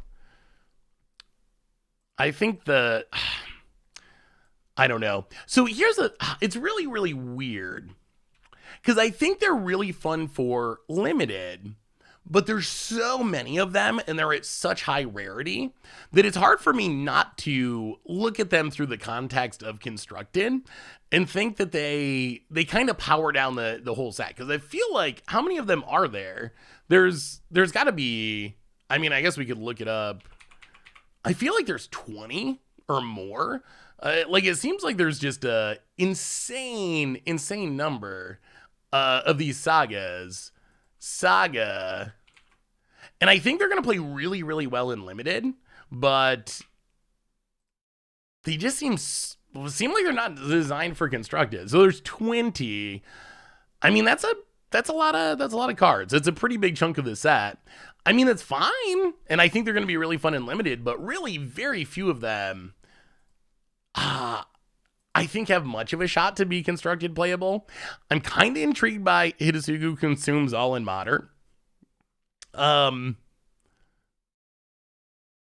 of them seem fun. Like, I want to take the Dragon Egg Challenge and just see if we can flip into something big. Like, I think you can build a fun deck around them. But many of them seem like they're just limited only. They're limited only cards. Jingatha. Sagas are to Neo what Planeswalkers are to War. You're going to hate them. What's the comparison, though? Well, we have all the lands. I think we mulligan. Oh, well, we're keeping this. We are keeping this. We got a Bard class. We got an Othanissa to dig for. Yeah, we got an Othanissa to dig for land. Oh, come on. We need a big combo turn.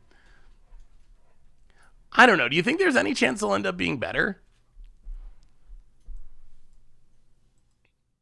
I mean, the funny thing is Sagas are traditionally really good for Constructed, but I feel like giving up a lore counter to turn into a creature really, really slowly kind of makes them worse in Constructed rather than better. Oh no. Oh no. Betrayed by the magic gods. Oath of Nissa fails us. Oh. Opponent passes. Well, yeah. Oh, pass the turn. Well, Mox doesn't do anything until we're already Bard classing anyway.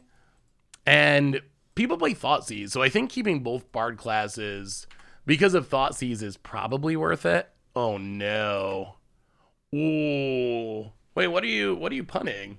I mean, the Mox isn't going to make red mana anyway. So the Mox doesn't help us cast any of the things we need until after we already have Bard class. And if we already have Bard class, then Mox is kind of redundant.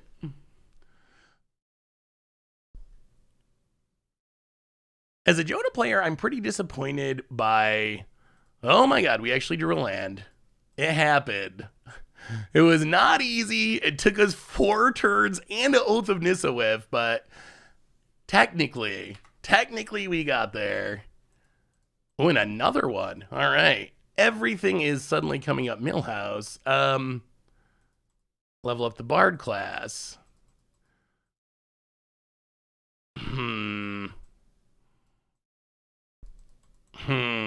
We need to fully level this up, I think. I gotta expect our opponent to have a ridiculous amount of removal. Oh yeah, Mox only triggers on legendary creatures or planeswalkers. I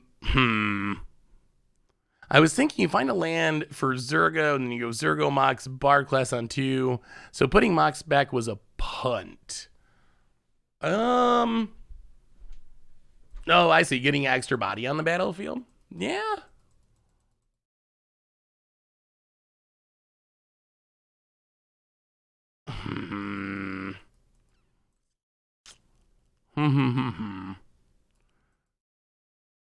I just don't know if we want to run stuff out or not. Like, this stuff gets so much better if we fully level up a Bard class, but maybe it might just be too greedy to wait. Yeah, all right. Well, let's play Galea at least. Play Galea, play the tap land, and wait on the Zergo maybe? You know what? I think we'll actually hit our opponent too. Get in, hit ya. Down to 15. Opponent. This deck is just like all removal. So we gotta, what we need to do is get to the card raw mode, I think. Opponent hits us. Rootbound Craig getting close.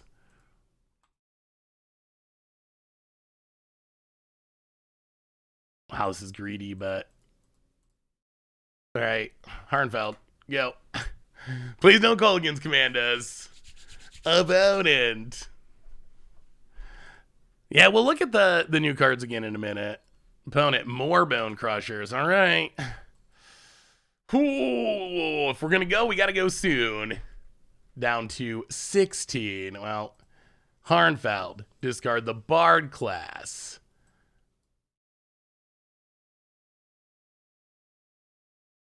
Zergo.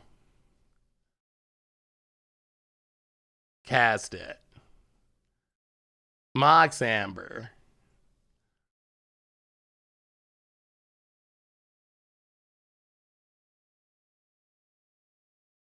Oh, come on now.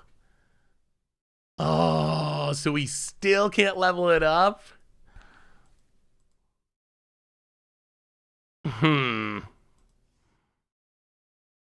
Oh, that's so brutal. Well, discard the Burgee. All right, there's the land. Wow, this is going to be close.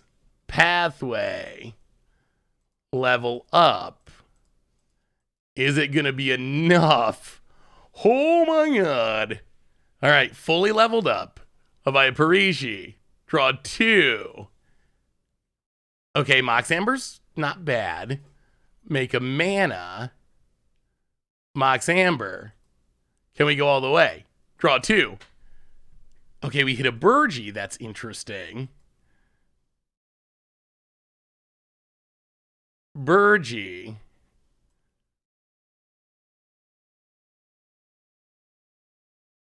Cast it. Draw 2. Can we hit a free spell? There's a Zergo. Okay. Zergo. Cast it. Oh my goodness. Oh my goodness. Oh my goodness. It's happening. It's happening. Oh, we're going to go. I think we're going to go all the way. Zergo. Oath of Nissa for free. Are we going to win from this position? Are we actually going to win from here? I think we're going to win from a ridiculously slow start. Like, from our opponent killing all of our stuff and missing that land. We'll take Avaya. The rest on the bottom. Play Galea.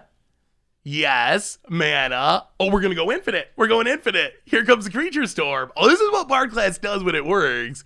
Ovaya. Actually just Zergo. Legend roll, make a mana. So now we're looking for mass haste, I think, to just win the game this turn, ideally. And opponent scoops it up. Oh, what a turn. What a turn. Domri is what, 1 mana? We have a 2 mana discount. With Burgie, it becomes free. The green Invoke. Oh, don't get me started on the green Invoke. The green Invoke, I think we also have another new card here. Maybe this is a Saga that... Oh, no, the green Invoke. I haven't seen that. Oh, Invoke the Ancients.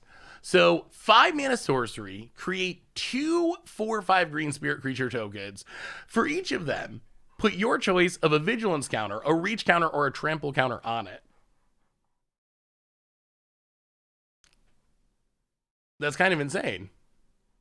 Like, that's 8 power and 10 toughness across 2 bodies with your choice of an ability on each for 5 mana. I mean, people are playing Froghemoth. Froghemoth is a 5 mana 4/4. This is 2 4/5s with abilities.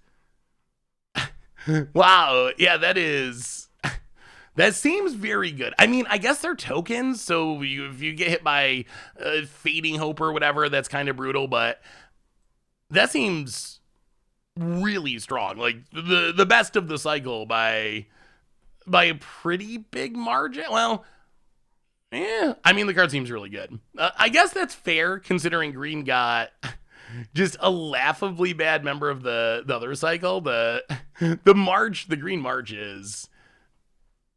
It's hard to even make sense of how that card could be as bad as it is. All I can figure with March of Burgeoning Life is that it was way, way better, and they nerfed it at the last minute, because this is, like, so ridiculously safe. Bloodline Callings. Yeah, stuff that deals with tokens might go up in value. Unseen Spectre. Also, welcome, Vocabulaholic. Thank you for your subscription. Big super for you. Thank you. All right, what do we want against Rakdos? Rakdos removal. Clothis seems good. Arkbow, not really. No. I guess we don't really have a whole lot for this matchup. I mean, I guess we're trying to do what we did there, which is stick our Bard class, combo off, got him. Yeah, we'll just bring the Clothis. Wait, do we have the Blue March? Did the Blue March come out? I haven't noticed the Blue March. Yeah, I don't think the Blue March has been spoiled yet. Not officially, at least. It might have been leaked, but I haven't noticed it. So what do you think of the Meosians? And here is other Saga. Kamano Faces of Kakazan. 1 mana. Does 1 damage to each opponent and each planeswalker they control for lore counter 1. Lore counter 2, you can cast your next creature spell. When you cast the next creature spell this turn, it enters the battlefield with extra +1/+1 counter, flips around into a 2/2 haste if a creature dealt damage. If a creature dealt damage this turn by a source you control will die, exile instead. That doesn't seem bad. So turn 1, ping. Turn 2, cast a creature, get a +1/+1 counter. Turn 3, 2/2 haste with upside. Oh, maybe turn 3 is for a 2/2 haste is still... That might still be a little bit on the slow side, but that is close to what I would want to see. Like, coming down on turn 1 definitely helps. I think what I see with all of them, it just feels like... And maybe it's going to play out differently than it looks on paper. But when you just read them, at least for me, I read them over and it feels like by the time I get the creature is going to be too small to really make a meaningful impact. That would be the main concern. Ooh, all right, let's see this Blue March. March of Swirling Miss. So, blue and X, instant, can exile blue cards to make it cost 2 less. Up to X target creatures phase out. I mean, okay. So, kind of like a fog, essentially. I guess better than a fog, because you can use it offensively to get rid of blockers. I think it's fine. I think it seems like it has uses. Definitely way better than the green one. I don't know if it's like a staple that you would just put in every deck. It doesn't really necessarily feel like that to me, but it does feel like a pretty good card. Yes, Sleep is probably a good comparison. And Sleep is also a card that you wouldn't put in every deck, but in the decks where you play it, it can be very, very, very, very good. Speaking of very good, so many Avayas.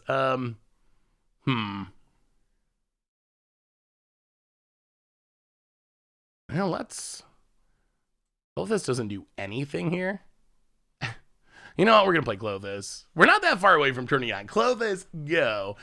These new cards I do like. This set is really, really, really good. I really like it. How would you rate this set, chat, on a scale of 1 to 10? Hey, Seth, I don't play much Standard nowadays, but do you think there's a Pioneer Modern potential against the odds with Triskaidekaphobia in Slogurk? Huh. So what are you thinking? What is the synergy? Ooh, well, there. Okay, so we got 11 out of 10, 8.5, 6, 8 or 9, 6, 9.75. I mean, it seems like in general, most people love it, and the people that don't love it have it middling. So there haven't been any zeros or ones. I mean, I think I would give it like a solid 7 or 8, somewhere in that range. I think it's solidly above average. I like the art a lot. Skeptical of the sagas. The lands are great, including the uncommon lands. I think it's going to be powerful compared to the rest of the cards that are in Standard. So when you add all that together, I would give it a solid. Let's go 7.5 to 8. Maybe, yeah, let's go 8. I'm going to give it a solid 8 out of 10. Well, get in and hit ya. Make a mana. Opponent takes it. Yeah, we got 2 of these. Might as well play one. Play a Vaya. Go. No meaningful reprints. There was a couple of like commons and uncommons, Spell Pierce, for example, but there wasn't any crazy high-end reprints. Not new player friendly. I think that is probably true. I would say the set also does not feel especially new player friendly to me, but I think that's okay. I mean, we live in an era of arena, so for better or worse. So I guess people can kind of learn there. That is one of the upsides of playing digitally, is it does kind of walk you through some of that stuff. But I do think it is pretty complex. Oh my god, big Chandra. All right. Interesting. Ooh, Oath of Chandra. Can this hit Planeswalkers? No. Well. What do we do about this? Tick it up. Oh, this still might work. This might work. So, discard Oath of Chandra. Find another Oath of Chandra. How many man? 1, 2, 3, 4, 5, 6, 7. Magda. Oh, how greedy are we? You know what? We're super greedy. Discard the forest. Find a Burgee. So play the land. Okay, we gotta do it this turn. So play the land. 1, 2, 3. So if we play this, play Burgee, play Magda. That doesn't work. 1, 2, 3, 4, 5, 6, 7.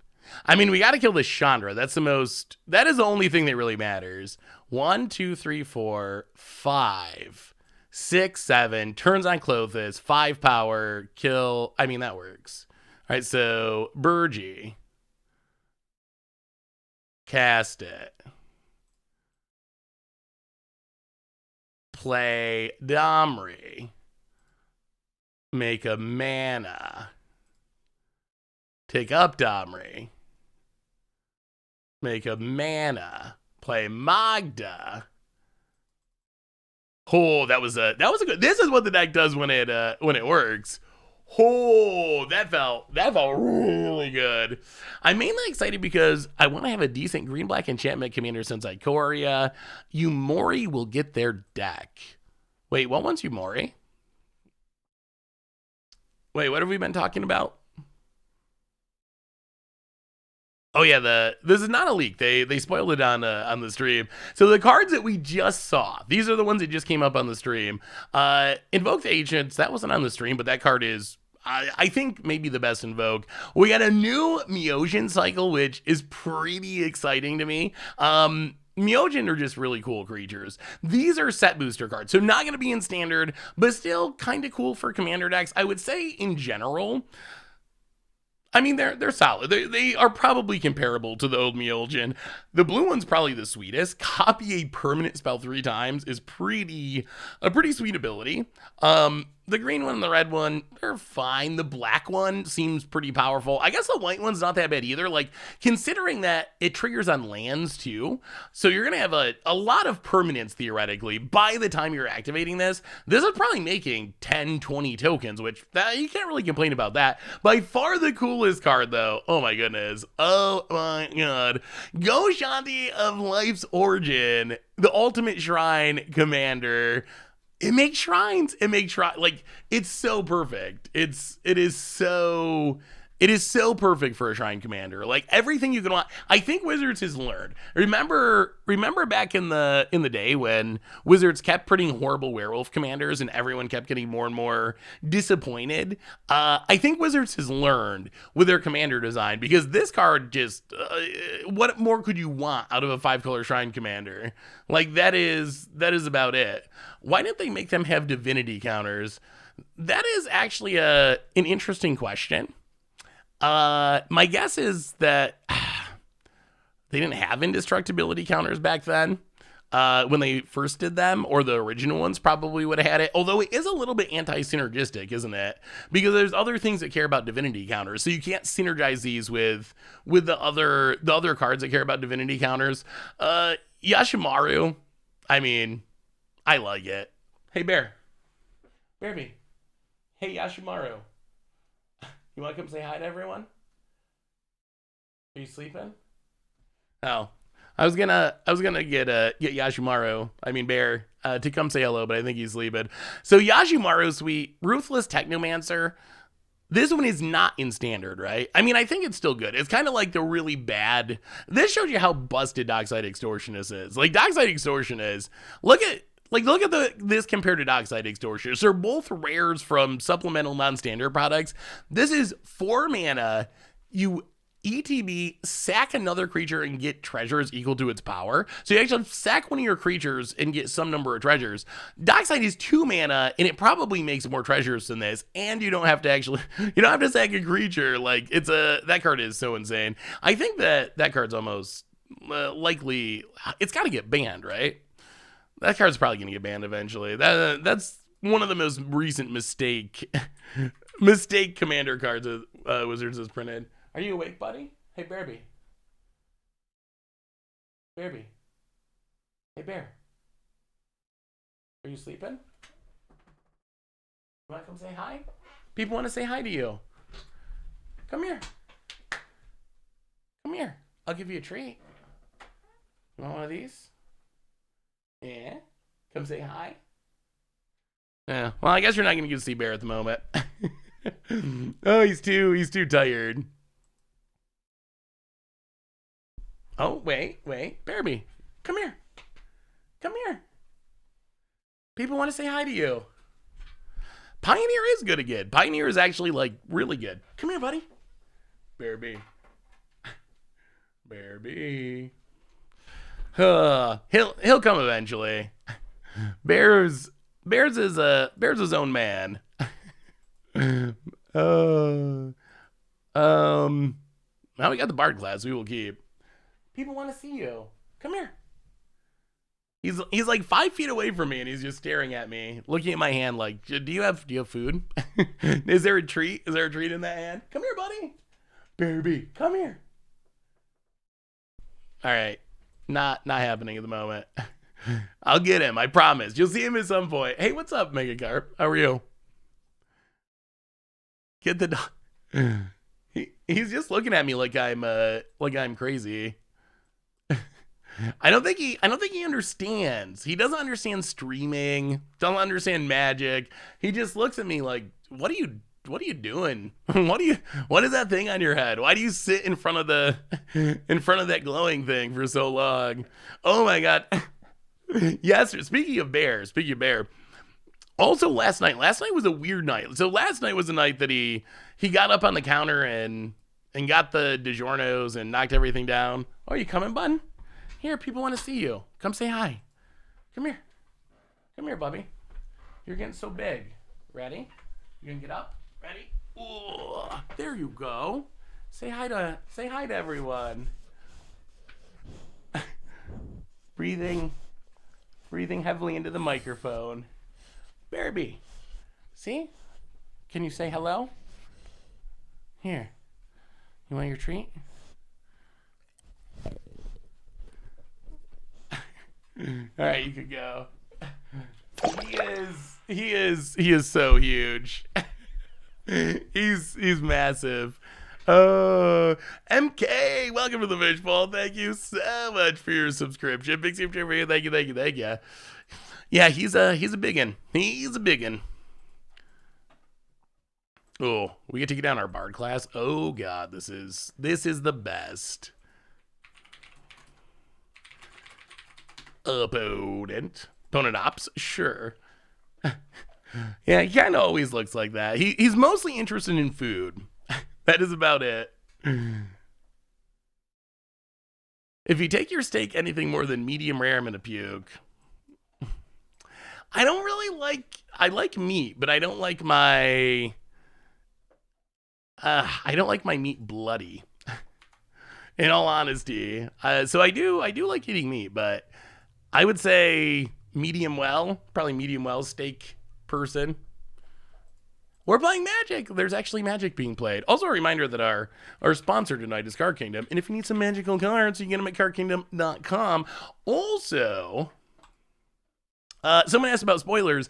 MTGpreviews.com. That is the easiest way to get to our spoiler coverage site. So that is a site we use for all of our spoiler stuff. Neojuk does an amazing job of updating stuff all throughout the day really quickly. So yeah, how do you like if you eat meat, how do you like your steak, chat? I think it's from growing up. I remember growing up, my mother would always warn me about raw meat and cooking your meat too well. So then when you go and have like steak and it's bloody, it just triggers something in my mind where it's like, that can't be, even though I know tons of people eat it and it's fine, but it makes my brain think there's got to be something dangerous about that. Ooh. All right. Zergo for free. Oh, we're going to get a fully leveled up bard class here, aren't we? Mox Amber. All right. Well, we're going to see. Level it up. Well, that's what we got past the turn. It is almost combo time. Opponent, can we beat the Is It deck? If I cook it medium rare, if I dine somewhere medium. Okay, that seems good. It's not blood. Wait, what is the liquidy red stuff that comes out of not well done? What else could it be? What is the red stuff then?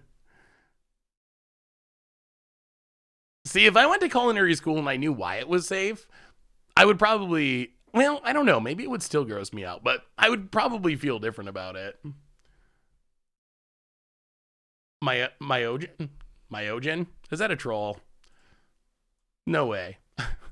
The red stuff that comes out of steak isn't blood, it's Myogen? What are the...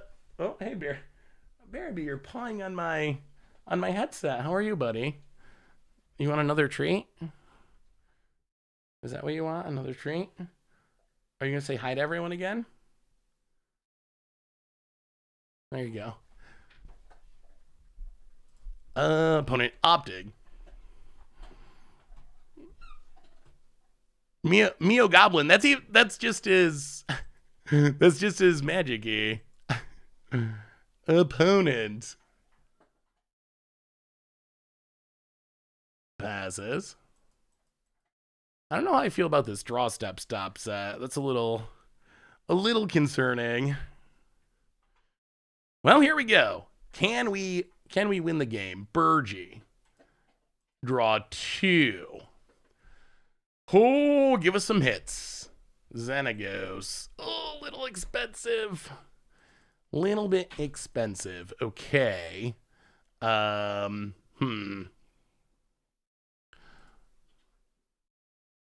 Well, let's play the land untapped. Actually, yeah, play the land untapped. Xenagos. Cast it. Come on. Cheaper legends, please. Trigger. Mana. Come on. Don't fail us now. Okay, those are hits. That's good. That's very good. Zergo. Cast it. Trigger. Time to storm off. Here we go. Oh, the new dog partners, one of the I love that design. Absolutely love it. I don't think it's like super powerful, but I don't think it's supposed to be super powerful. And so whatever your favorite partner is, you can now have a good boy to go along with it, which I think is just really, really cool design from Wizards. Yeah, here comes the storm. This is the deck that beat us earlier too. With the Nissa. I mean, I think we should win from here. I'd be surprised if we didn't. Keep the oath. Get a Trognar. Any order. Trognar. Keep it going. Trigger. Oh, this deck is so sweet. Like, it's just so sweet. It's only like $50 on Moto. It's sweet. It's cheap. Pioneers just, I don't know. What are you thinking of Pioneers? It's been a while since we've played it. We've played more than half of a league now. How are you feeling about this format? My one concern with playing it was that people just weren't interested and wouldn't want to watch it, but so are we making a hands in best altar with Seth the Bear? Oh, that would be sweet. We're definitely getting a bear. Hey, what's up, awesome dude? How are you? We're definitely getting a bear emote in the very near future. Do you want more Pioneer? That's a question. Should Pioneer be back in our regular rotation? Hey, Bearby. Should Pioneer be back in our regular rotation of formats? Okay, 25 cards in the deck. Ovaya. Float green. Moggs amber. I mean, I'm down with more Pioneer because I've actually been enjoying it a lot lately. Burgie. Bard class.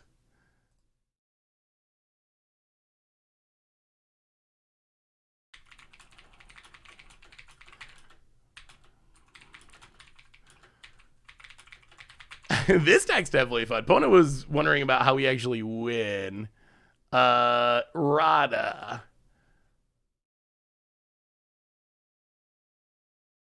And what have we not played yet? Galea. I mean, I think we should just win here, right? This should just be game. Galea. Do we have anything else? Is this lethal? Careful. You're getting my headset, Bearby.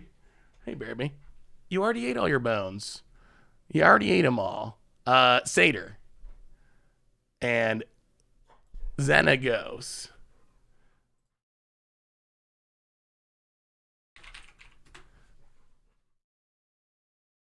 Bearby. You're a little wild today, bud. And opponent. All right, scoops it up. Bearby. Bearby, do you need more bones? Oh, my goodness. All right. Hang on. Bearby is persistent. He needs more bones. I'll be right back. Give me just a minute for the poor puppy. Bearby, do you need? Oh, hang on. You're interrupting our stream, bud. We're trying to play Magic.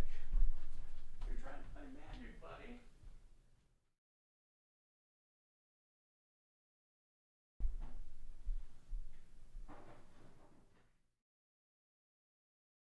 Got you more bones.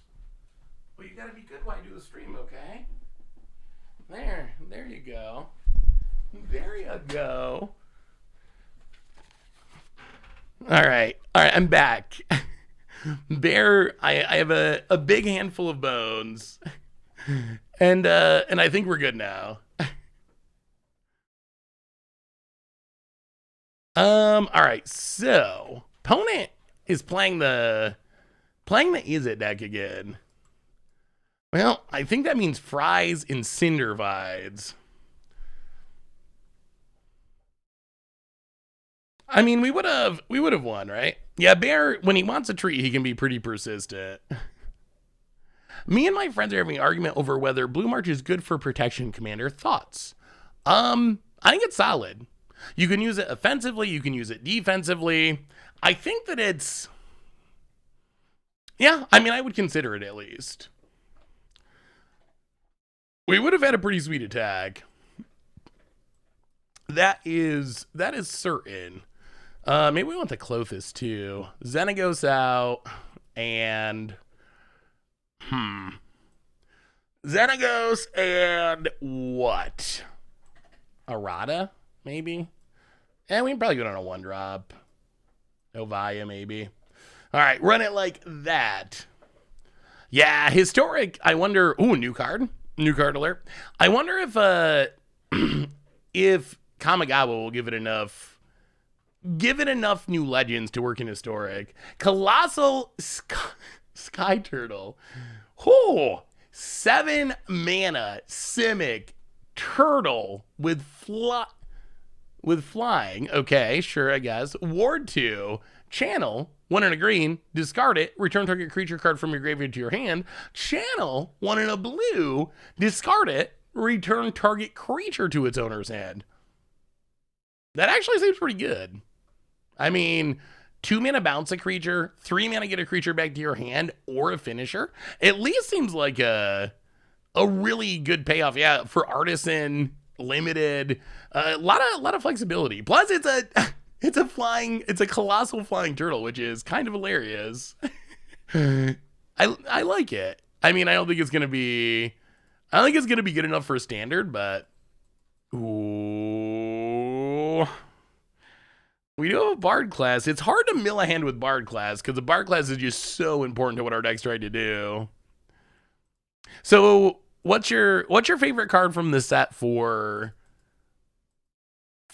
standard? Number 1 standard card, or alchemy if you're an alchemy player. But what's number 1 for you? 1 land, 1 keep. We got the Bard class. You know what? We're gonna mulligan. Yeah, this will keep. This will keep because we have double oath in his Mardu Wolf. Oh, the Mardu Wolf card is like my favorite. Yeah, it'll be interesting to see how good Mirror Box is in this deck. I think it will be worth considering.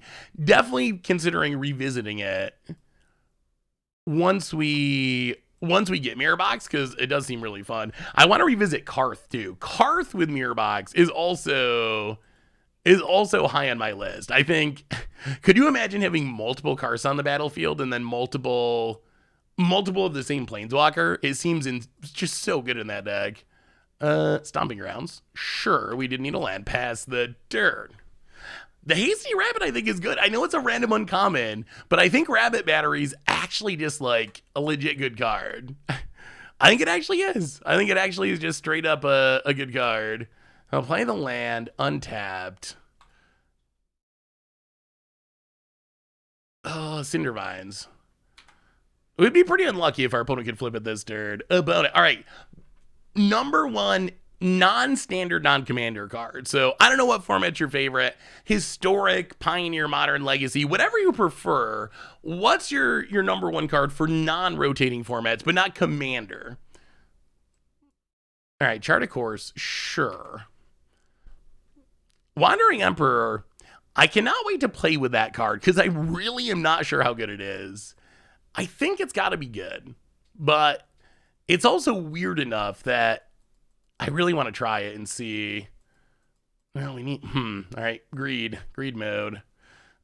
We need to hit a land here, else we could be in trouble. Okay, we easily hit a land. So there's a land, Rootbound Crag.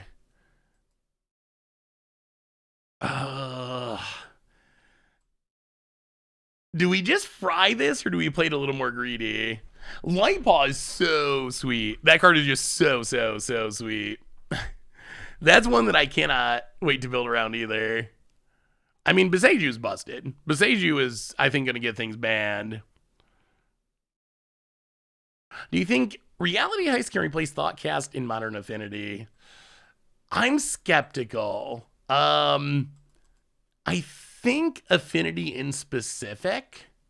Yeah, we're just going to play it safe. I think Affinity in specific would rather have 2 random cards for 1 mana than have 2 selected cards for 2 mana. Because I think what Affinity wants to do is just chain together Thoughtcast, Thought Monitor, Thoughtcast, Thought Monitor. And being 2 mana instead of 1 is a little tough. I think that the Dig Through Time still can probably show up in some sort of deck, but I'm actually a little skeptical that it beats out the other card draw in Affinity in specific. Double Boo's just a little slow. As weird as that sounds, it's just a little slow for what Affinity is trying to do. But in some sort of like Tezzerator control deck, that's where I could see it being really good. Like if instead you're playing a little slower, more mid-rangey, and you're looking for specific answers, specific finishers, then I think that's gonna be a very strong card. I mean, Dig Through Time's a very, very strong card. All right, here comes Arclight. Unfortunately, we do not have a Bard class still. Opponents max is down to 18. Oh, Clothis would have been better last turn, but play Clothis past the turn. Opponent untaps. Dragon Spark Reactor. I'm not even sure what that is. Oh, another Arclight. Okay. Dragon Spark Reactor. 2 mana. When it or another artifact enters the battlefield under your control, put a charge counter on it. Pay for a sack. It deals damage equal to the number of charge counters on it to target player, and that much to 1 target creature. Ooh, that kind of reminds me of Shrine. Shrine of Burning Rage. A little, just a little. Well, eat something, gain a bit of life.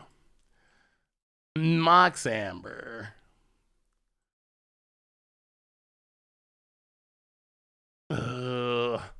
Elvia. Gallia. Go to combat. Hit ya. Oh, this is so close. Opponent. Down to 8. 2 Arclights. We're at 11. Can we pull off this win in what seems like a hard matchup? Opponent untabs. So we hit him for 2 with our Clothis. What about Commander? What's your number one Commander card? About it. Thinking. Yeah, I want to try the Blood Token deck too. The Blood Token deck does look interesting. Opponent ops. Down to 7. Cinder Vines keeping us alive. Hey, what's up, Murpher Boos? How are you? Good to see ya. Hinata. Oh yeah, Hinata is pretty crazy. That's a card that seems really interesting to build around in Commander. It just does so many. It does way more than I even. Galvanic Iteration. Are we getting like double burnt? Okay. You're going to kill all of our creatures. Hit us. Oh, God. Okay. We untap. We eat Galvanic Iteration. We go up to 7. 1, 2, 3, 4, 5, 6, 7 Cinder Vines. Turn on Clothis. Attack you. Beat the Phoenixes. Bard class. Hinata does way more than I even realized. When I did the spoiler video of Hinata, I mean, technically we're 3-1 now. Hinata is way better than I thought. So Hinata, when I did the spoiler video, let me pull it up.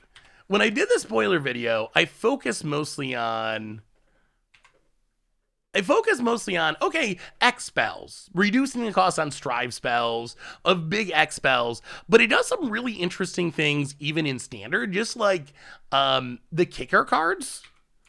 I didn't really think about like how many cards these days just kind of incidentally target a bunch of times. Like in standard, the rare kicker cards, like Inscription of Insight, returns 2 target creatures, and target player creates a illusion. That's 3 targets. So all of a sudden, kicking that is going to be 5 mana instead of 8 mana. Or the black one, target opponent discards 2 cards, return target creature, destroy target creature. So a lot of things have, Sublime Epiphany is another one. Sublime Epiphany suddenly becomes 2. Oh, it's not in standard anymore. That's the problem. Suddenly becomes like 2 mana, counter a spell, target spell, activate your ability, return target non-land permanent. It just does so many cool shenanigans. So yeah, that one's a really, really neat design. And I think it might actually be pretty powerful too. Oh yeah, 2 mana Sublime Epiphany is like absurd. Yeah, Magma Opus, that's probably one of the easiest standard tricks, although you gotta kind of spread the damage around awkwardly. But still, I mean, 2 mana Magma Opus is way over the curve. Like, way, way, way, way above the curve.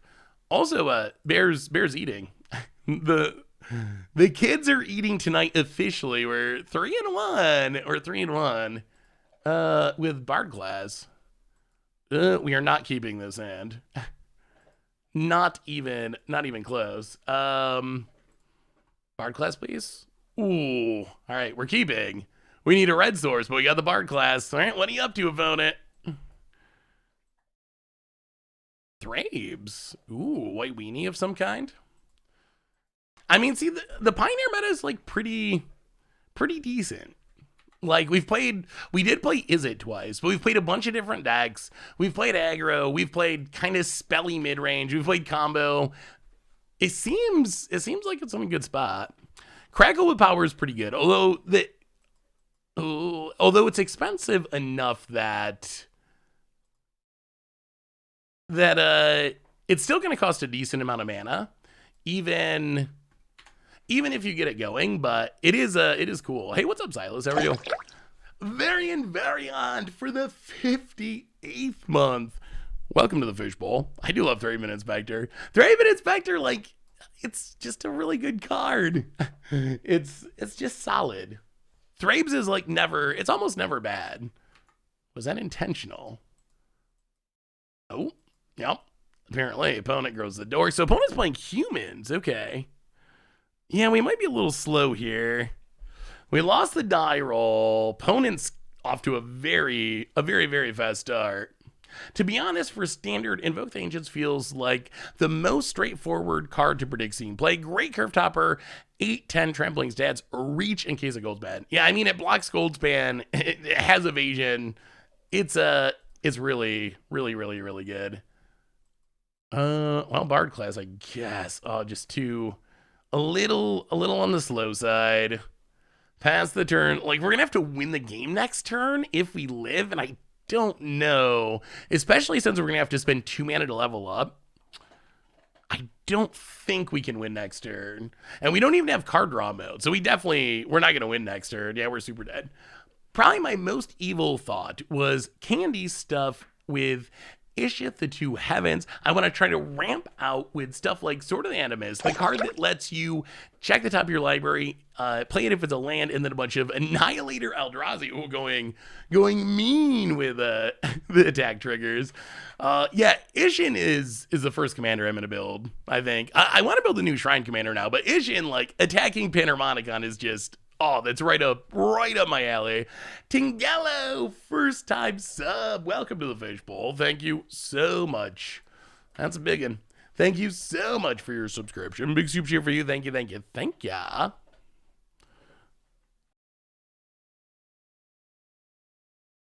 Excuse me. Still got just the last remnants of the cold. I'm like so much better than I was, but every once in a while, just still a little bit hanging on. So 1-2 level up. Yeah, this is just not enough. Not enough. So this for 1 mana.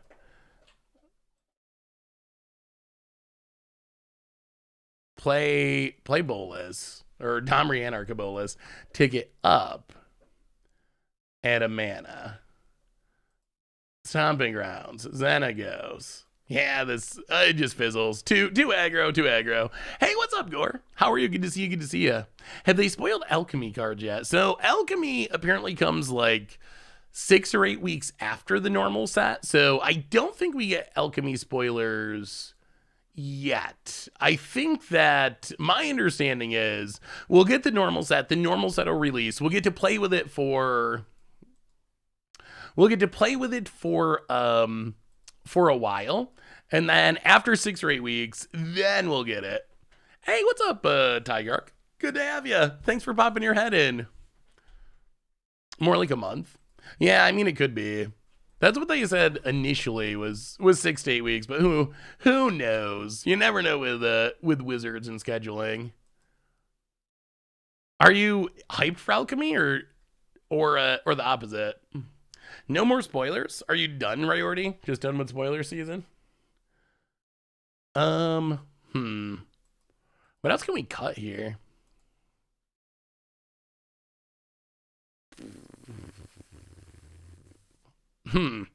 I don't know. I guess another Xenagos. Xenagos doesn't feel great, and maybe we probably need all the removal we can get. Awkward. Errata? Ooh, let's try it. I guess we try it like that. Yeah, pre-con spoilers come on Monday, so we'll get the pre-cons then. I really like how they designed this set. I really do. I think the vehicle theme is really sweet. The only thing I really am skeptical of is the sagas for constructed. That's the only part of the set that I'm a little skeptical on. The rest of it just seems really, really good. The vehicle cards are good. The legends are good. The new like pilots are really cool. Just everything about it's like super, super on point. Well, we don't have a bard class, so I guess we're playing it fairly, unfortunately. Play the land. Trognar. Can you beat a Trognar? The black-white pilot is cool. That's a really good magic card. Voltron. Yeah, I still haven't figured out the first against the odds card yet, but I'm assuming Voltron is a good bet for the first against the odds card. Maybe something else will come up. Oh, the other card we didn't talk about that is kind of insane and deserves way more credit is the discard uncommon card is the uncommons from this set in general. I think Wizards really kind of push. I was just surprised like how many of them, even the ones that are probably limited only, like they just seem relatively high power level overall. And then there's like all-stars. The lands are really good, but Containment Construct is just like such an awesome card. 2 mana, 2/1. You get to just play whatever you discard. You got to play it that turn, but still, that's just like got so many possibilities. It's got the brewing juices flowing as to what potential combos there are. Because I feel like there's, oh no, that wasn't good. What potential combos and synergies there are for that card, because I feel like there's just like so many possibilities. The land that can crew vehicles is cool. Just so many aspects of those that are just really, really cool. Yeah, Artificer's Intuition seems good. We'll see if it's good enough for Legacy. That's the only downside is the pieces you need for the combo are not in Modern, so it's gonna have to be good enough to work in Legacy, which is a little bit tougher. You got to deal with Force of Wills and whatnot, but still, I mean, I think there's a chance the combo will work. I mean, it's 2 2-mana cards that just win the game. If you have 3 mana to start or something. Although you do need LED, so not many people are going to be able to afford putting it together in paper to try it. Yeah, I think that's the easiest combo that I've seen so far is just LED Artificer's Intuition and the Construct. But the Construct, like the new Perspective style deck, Weird Madness style decks. I know there's Bone Miser. There's gotta be other combos. Yeah, Channel is not counterable. Hey, see you, Marja. Thanks for hanging out. Have a wonderful, wonderful evening. Yeah, I think I gotta think about it more. Lion's Eye Diamond. Basically, a Black Lotus that makes you discard your hand. There's got to be a combo in Modern. I haven't found it yet. The Shrine Commander is so good, Michael. That's moving up the list of my favorite cards in the set. Opponent swings with everything. Huh. That is suspicious. I don't know what's going on here, but there's got to be some sort of shenanigans going on. This is just such a weird attack. What would they have? Some sort of pump or something? We saw Hamlet Vanguard. I think they're just green-white humans, and they got some random green humans like Hamlet Vanguard.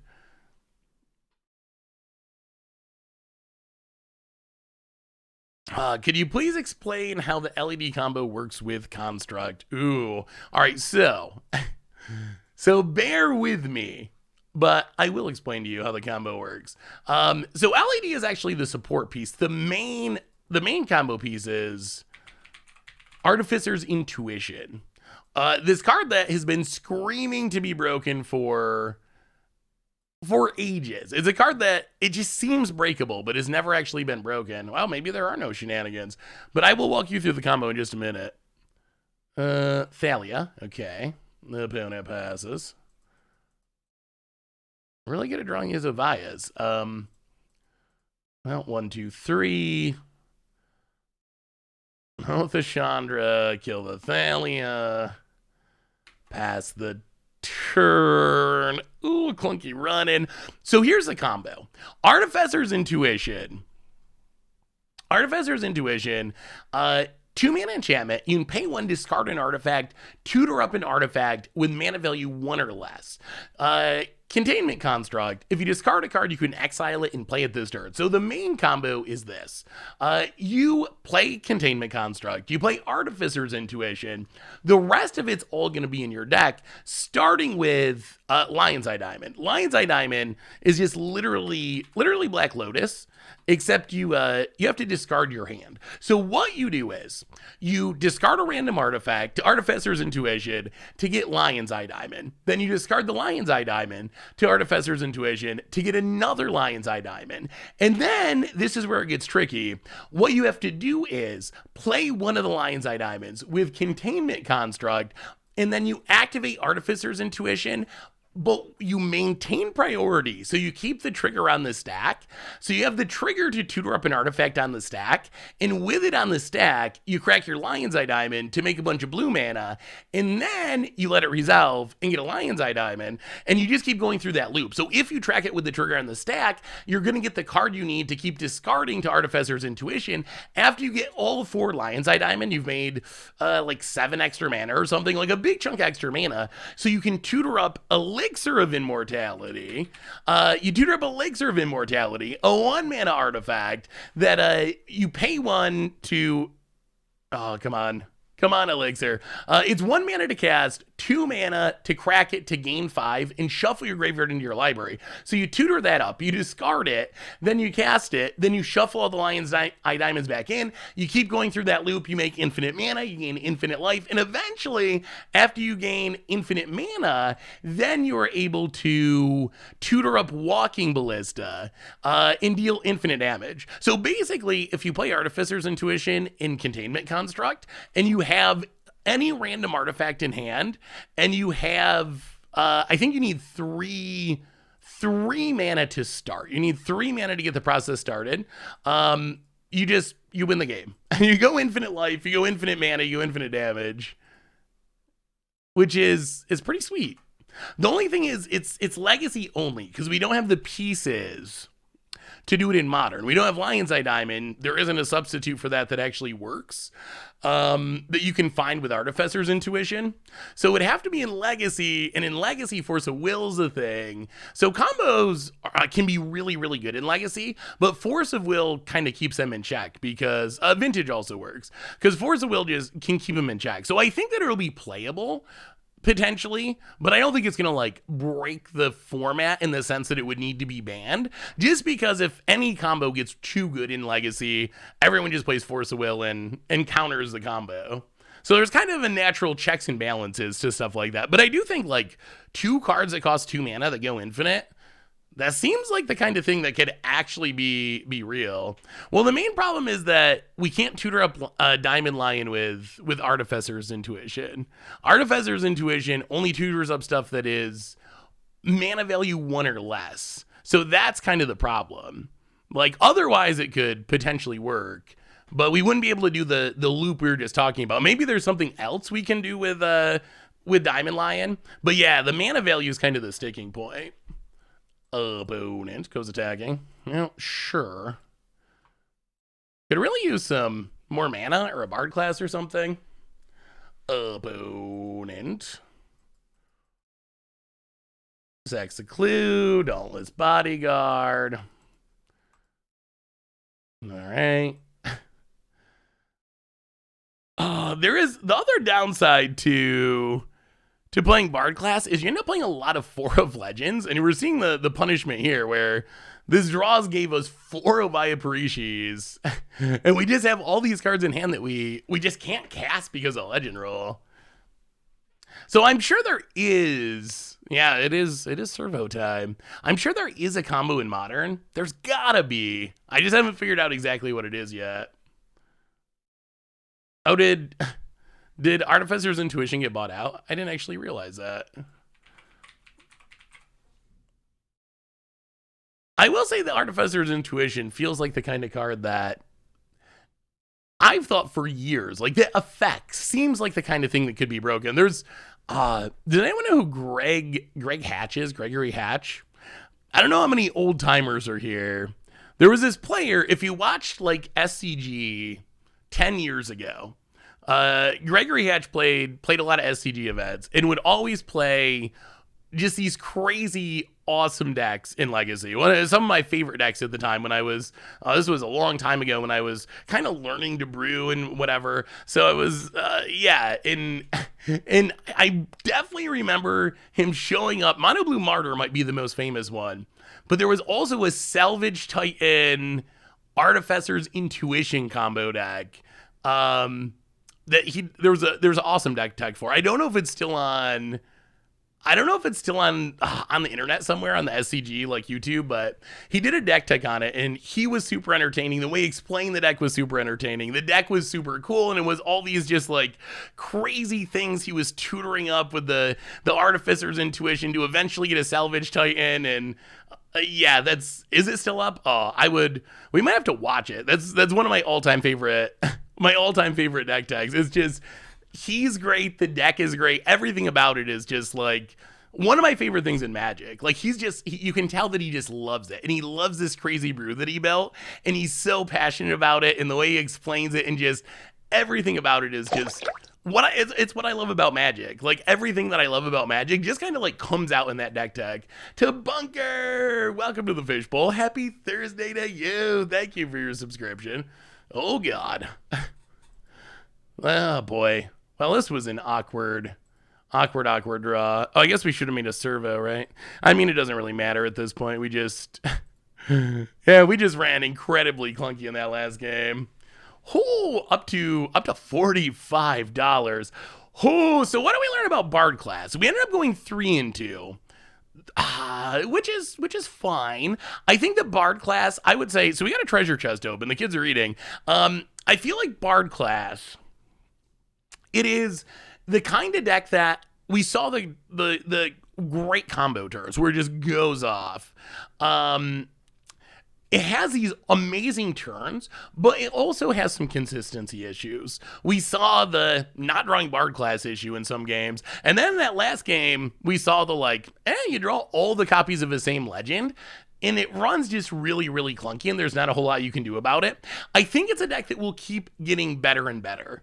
I think that as we keep getting more legends, we won't have to play as many 4-ofs. Even just Kamigawa adding more legends is going to improve the deck even more. So I think it's a deck that you can definitely spike a 5-0 finish with. At the same time, if you run poorly and don't draw your Bard classes, you can have a much, much worse record. Most importantly, though, it's just like, it's super fun. When you go off, it's just really, really fun. Let's open our treasure chest, and then I want to play at least some games with the...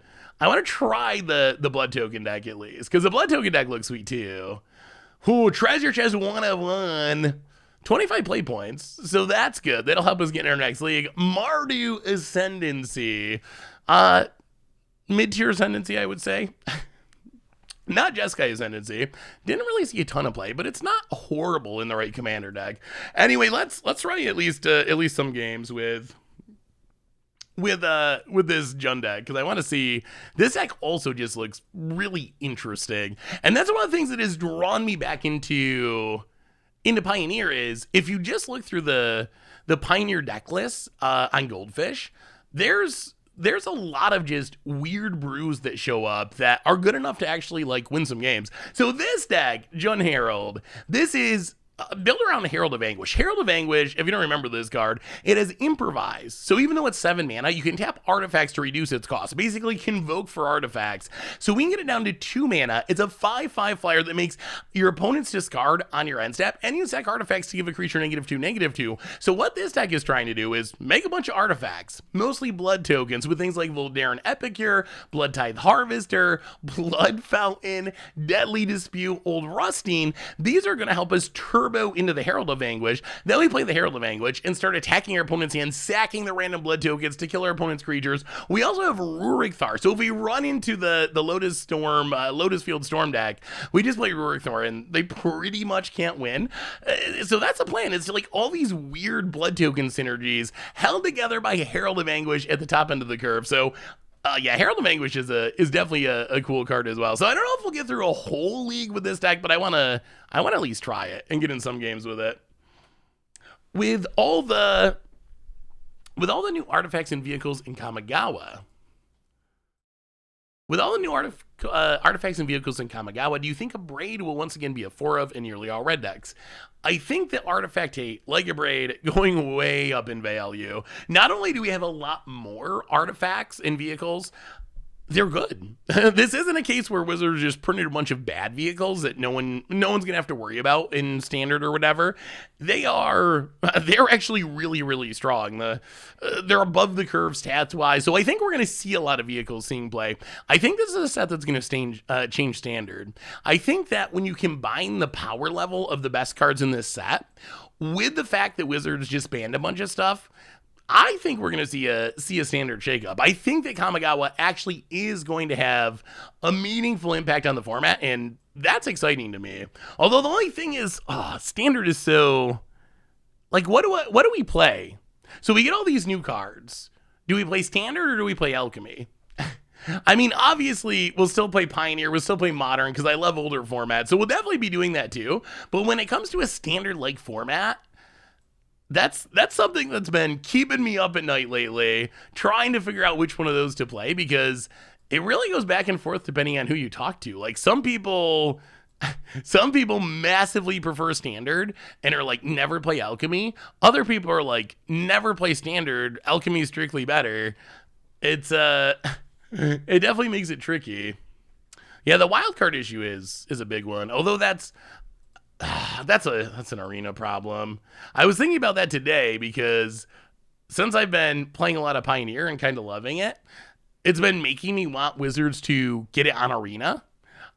But then the more I think about it, like, it would be so expensive. Like, that just kind of defeats one of the big purposes of the set. Like, I still hope they add it on, but you know that they'll add it on, and it'll just be, rather than being way cheaper than like Modern and other formats, you know it's just going to be another format that is really expensive, really inaccessible, really hard for people to get the cards that they need. So that's a part that scares me about the whole thing, but that's just, it's the arena economy. When it comes down to it, like, it's not really Pioneer or not really Modern or I mean, I guess Alchemy it is a little bit because they're actually putting additional cards in the format. But when it comes down to it, the problem overall is just the arena economy's really punishing, especially for formats that you can't really draft. If you're someone who can draft a lot and the format is very draftable and you enjoy drafting, then it probably works pretty well for you. But if it's a format that either you don't like to draft or you don't play draft, or it's a format that isn't available to draft like Alchemy, it gets tough. How is Artisan? I've never really played. Oh, the art in Kamigawa is so good. So good. Better than I expected, even. And I haven't heard too many complaints about it. Rootbound Greg. Graveyard Trespasser, eh? Yeah, opponent's some sort of enchantment Yarion pile. Well, get in with the Blood Tithe Harvester. We would like to hit our land drops. I think we're going to have to start sacking blood tokens to discard fatal pushes. About it down to 17. Yeah, discard a fatal push. Play the land and Blood Tithe Part 2. Go. I think Kamigawa will help with new utility lands in the Black Sweeper. Yeah, I think Kamigawa is gonna be an improvement. Are we sure they aren't just 4-color incarnation? They could be. They could. I mean, Yarion with Omen of the Sea. They definitely could be an enigmatic incarnation deck. The Celestis makes me wonder, but I mean, I guess you could play it. All right, Abrupt Decays.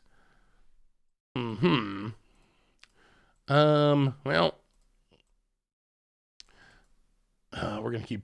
Is it greedy? Is it too greedy to keep discarding these fatal pushes? Huh. We would like to hit our lands, though. You know what? We're gonna do it. Discard the fatal push. Oh, there's Herald. Oh, there's Herald, but we're a minute away from casting it. Well, Blood Tithe Trod at number 3 hit ya. We need more blood. We need more blood tokens. Oh, the deck command, you're right. I will do that right now. Thank you for reminding me. Yasharn. All right. Oh, that's a little hosery. Oh, that's like very hosery, isn't it?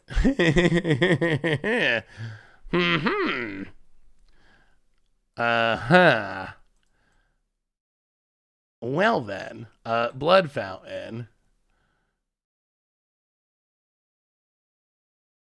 And Voldaren Epicure. Can't pay life or sack non-land permanent, so wow, that just like shuts off our deck. Blood Tithe Harvesters, blood tokens, blood fountains. Yasharn's kind of brutal. just a little bit brutal. Ouch. Yeah, we played a league with Bard class. Now we're trying this blood token deck, this Herald of Anguish blood token deck. Artisan is about to get Affinity, Clausoplow, Black, Rakdos Control, and a ton more decks. It's going to be so hype when Kamigawa comes out. So do you enjoy? I've never actually really... Oh, they're Bring to Light deck? Oh, is this like Velky? Oh. So it is like... I don't know what this is. 5-color... Is it Niv? Maybe it's a Niv deck. That's a lot of multicolor stuff. Niv to Light? It might be Niv to Light. Artisan is kind of like Pauper. But uncommons are allowed, I believe. The opponent gets and hits us. Well, land. Herald of Anguish.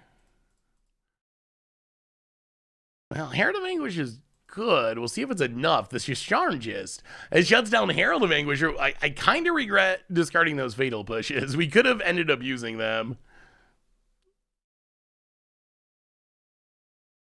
So how do you actually get games for Artisan, Rooker Dog?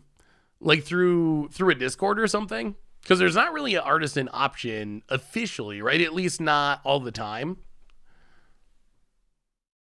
Yasharn's actually a pretty good card. In the right matchups, it's a really good card.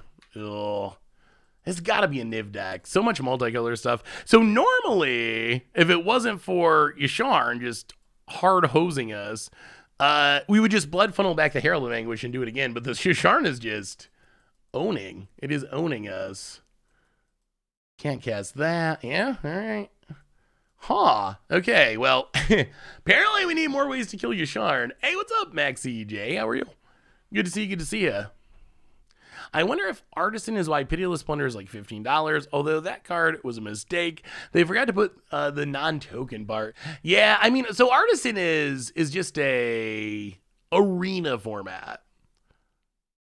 Why not cast Trespasser? I mean, I don't think we had any way of winning from there. We could have cast it and chump blocked, and then our opponent plays Yarion and draws cards and gets 2 more lands. So I think it was just past the point of doing anything, unfortunately.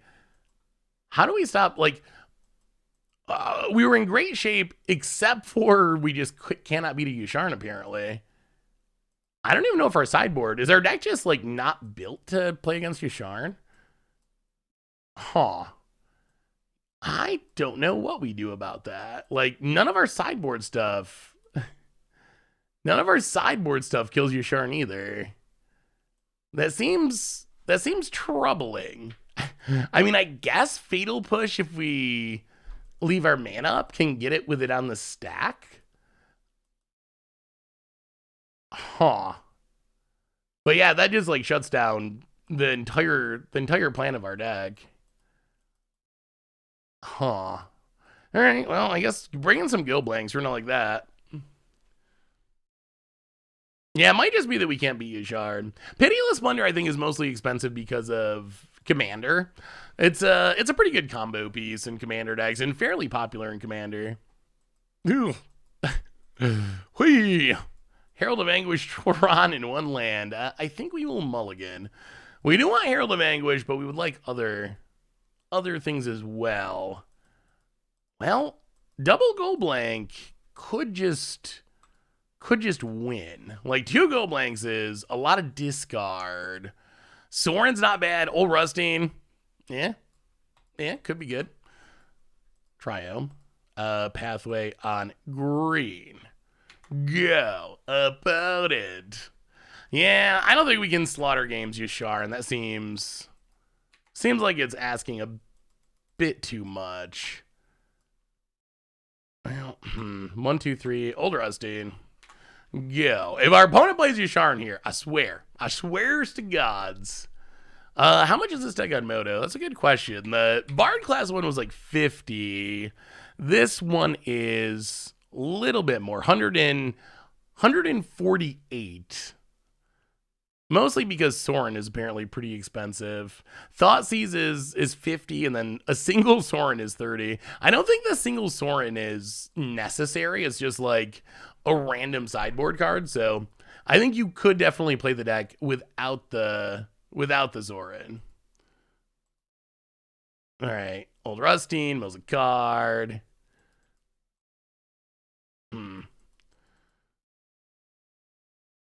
1, 2. Oh, what do we do? I guess we got a Thoughtseize. I wish we were hitting mana. I don't Thoughtseize you. Omnath, Trial of Ambition. Bring to light. Well, oh, this means Omnath gets to go off. Oh, not good. We needed a land. About it. 4 mana Sorin. Thoughts on good decks to start out in Pioneer? So Pioneer, it's got all the play styles, from aggro to control to combo. So I think a lot of it depends on what play style you like. I think that's actually the biggest question. Opponent. Man, this is tough. Also not... Oh. Wow. Well, it is officially scoop time. Jeez. We just thought seized it out of their 80 card deck and they drew it off the Omnath. Hey, what's up, Funny Plant? How are you? Thank you. Do you think it's worth revisiting Hallowed Haunting with all the support in Kamigawa? I definitely think it is. I think Enchantment's got a ton of new support. Yeah, it's always fun when your opponent immediately draws the card that you thought sees. All right, we mill a Voldaren Epicure. Yeah, I mean, we're just... The Scarab God gets back our Herald of Anguish. We can't stop it. Huh. So I feel like... I don't know if this is just like a weird matchup, but I feel like our deck is essentially drawing dead. I mean, if we go blank ourselves, I thought of it, but if we go blank ourselves, we empty our hand and we still lose. Then we're just facing down an Omnath and a Scarab God and we have no cards. How much... did you see the Reddit poll this week asking how much people will pay for an arena subscription? The results were insane. I said 20 thinking I was being a cheapskate, but a majority said $0 or $5. My jaw just dropped. I mean, that lines up with some of the questions that I have asked about things like that, so I'm not surprised at all. Like, I remember asking on Twitter a while ago how much people would pay for, like, a mythic wild card. When I figured out, like, for me, if you're not grinding and getting stuff for free and you're just buying it, it's pretty expensive. I think you get 2 every 30 packs guaranteed or something. So that'd be like $15 a piece. So I asked about it, and that was the context I was coming in was I pay like $15 a piece. If I could get them for $10 a piece and not have to crack a ton of packs, that would be a discount. And then when I asked people, most people said, like, I would pay, I would pay $1 for one of them, or I would want, 5 for $10 or something, like just really, really like almost free amounts, which is great. Like I would love that too, but it just, I think that's why we might never see some of these things is because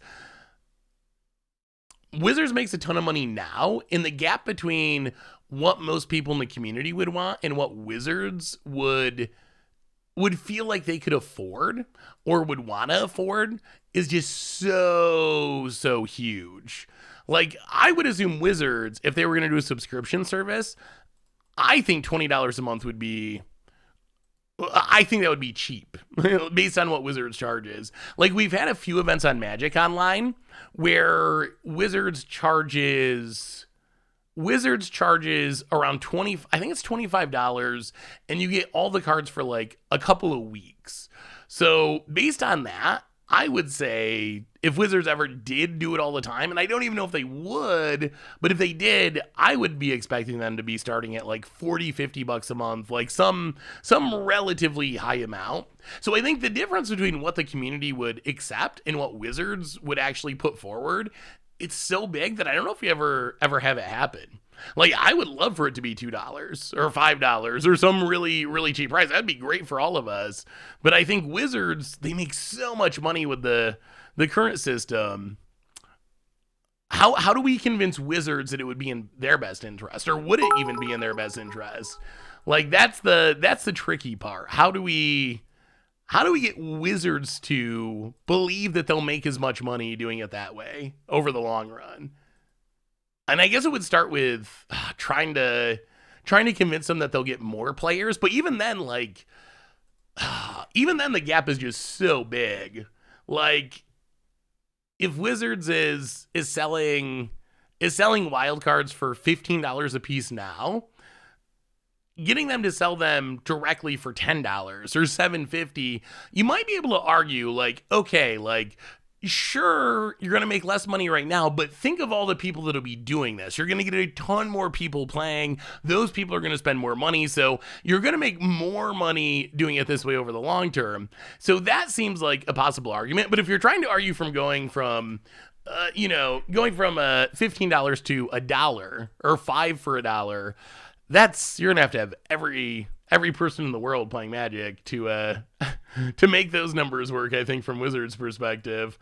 Oh, this Rurik Thar is just like game if we can get to it in time, but I don't think we can. I think our opponent's going to combo before we can get it down. If we can get it down, treasure? More blood. That thought sees. All right, I'll hit you. Well, about to get comboed. I think the difficulty is that a large portion of people are unwilling to spend any money, period.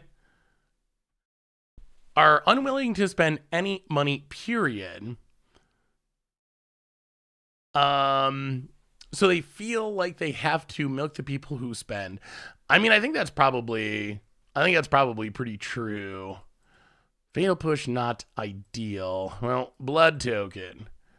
Discard the discard the fatal push, blood token. Discard the fatal push, overgrowth tomb. Well, I mean, this is it. Either our opponent kills us this turn, or we play Rurik Thar, and our opponent probably can't win. Can they win with one Lotus Field right now? Another Thespian stage. Opponent. Oh, Rurik Thar. Rurik Thar. Oh, save us, Rurik Thar. Old Rustine. Mills. Oh, here we go. Go to combat. Swing at you. I don't know if anyone expects the Rurik Thar. Hit ya. It's still opponent would need exactly like one removal spell. And then combo off. Untap land. Rurik Thar the Unbowed coming down. Oh, at the perfect time. We survived. Rurik Thar? Your go, opponent. Your go. Would you like to cast some spells? Rurik Thar. Whenever a player casts a non-creature spell, 6 damage. 6 damage. I mean, they can have bounce spells, right? That would be the main thing I'd be worried about is some sort of bounce. I mean, either way, opponent gets one spell and then they're dead. So that one spell better somehow deal with this Rurik Thar. It's over. Is Pioneer fun these days? Pioneer is actually really fun. I've recently come back to playing Pioneer. The decks are fun. The decks are a lot cheaper than Modern. The meta seems good. Nothing seems especially broken. I mean, I guess maybe this Lotus Field deck might be the most annoying deck in the format, but we've played it, once out of 7 rounds now? Or this is the second time out of 7 rounds, and opponents gives it up, and I think we beat it both times too. So I feel like it's actually... If you used to like Pioneer, I think it's time to give it another shot. Like that's kind of where I'm at. That's kind of what I did. Like, and I've been happy with how it's worked out so far.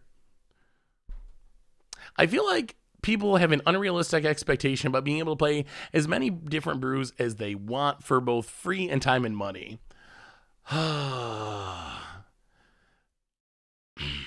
So I think that people... I think what it is, I mean, I think you might be right to some extent, but I think for me, what I really think it is I think that having all the cards be the same price is something that Magic players don't enjoy. I think Magic players are used to bad/janky/fun cards being really accessible and cheap, and then having to pay a lot of money for expensive cards. When Arena started, everyone was excited that, your $50 Teferi Hero of Dominaria would be the same as a Archangel's Light, but kind of overlooked the fact that your 50-cent Archangel Light is also going to cost as much as a Teferi, and it essentially just killed people's ability to be able to build fun decks. So do people have too high of expectations? Possibly, but at the same time, I think Arena is set up in a way that is just really, really punishing for playing fun decks. Like, the incentives of Arena really push you to only buy tier decks and to not spend any of your wild cards on fun decks or fun brews. And I think that's a problem, because I think for me at least, a huge part of what makes Magic fun is playing those brews. Like, that's the most important part of Magic to me. And it makes me sad that people just can't experience it. It's something I run into a lot with, Budget Magic. Like, Budget Magic, the series is kind of built around underused rares and mythics. Like, traditionally, those cards are really cheap, and you can build, pretty competitive decks, especially in, Standard or whatever, out of, the rares that no one else plays that are really, really cheap. If you put together a good deck, you can build a solid deck, but that just doesn't work on Arena. On Arena, I've been trying to do it for years, and I still really don't know how to build budget decks that people find acceptable. Like, I still haven't been able to crack that code.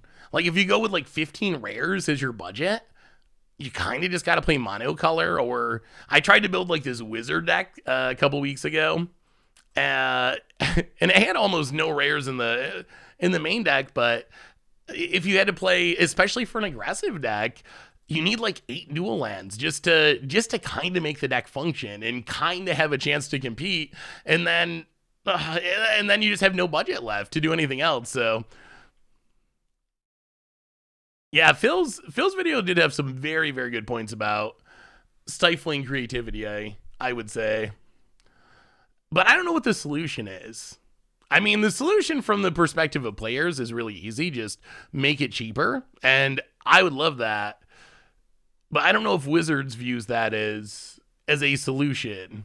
So we need some sort of solution that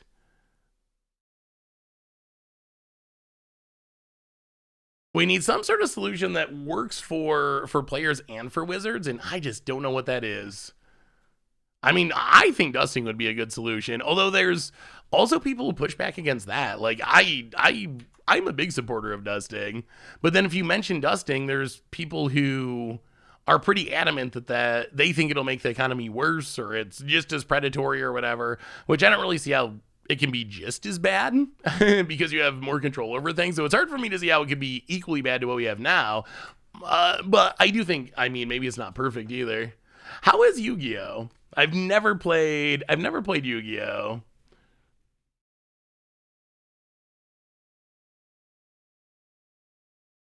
The solution seems to be to play your brews on Moto, but a lot of new players don't want to.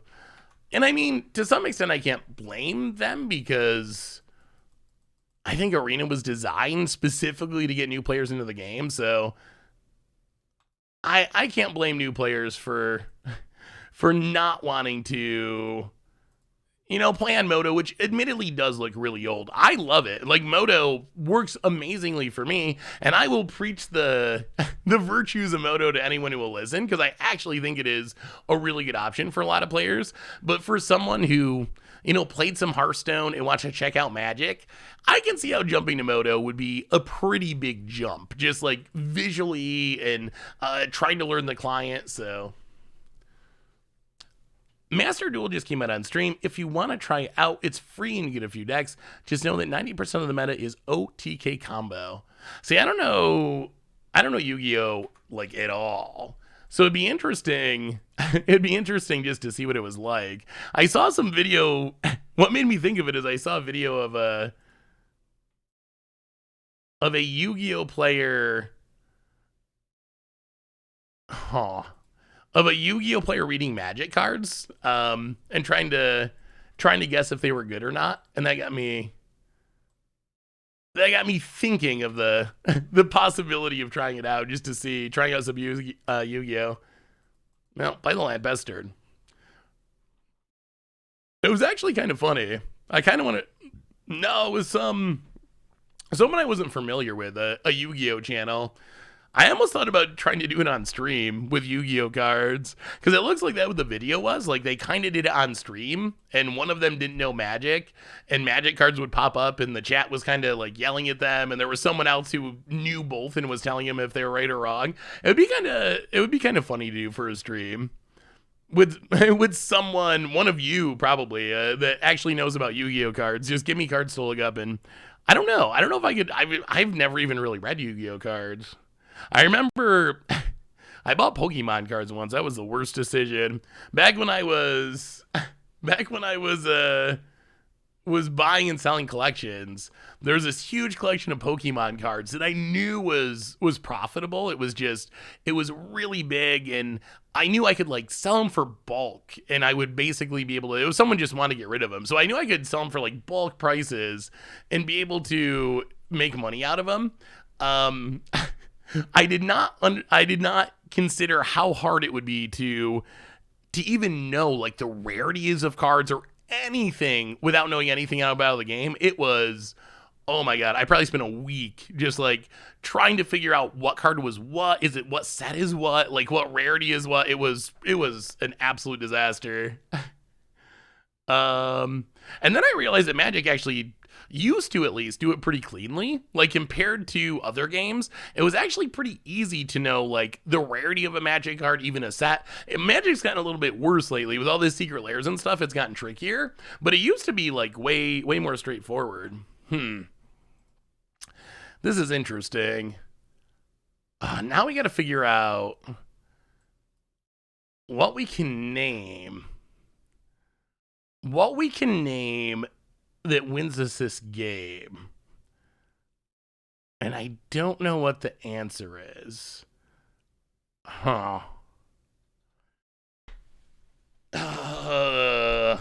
So next turn we can try to get down Rurik Thar, hopefully.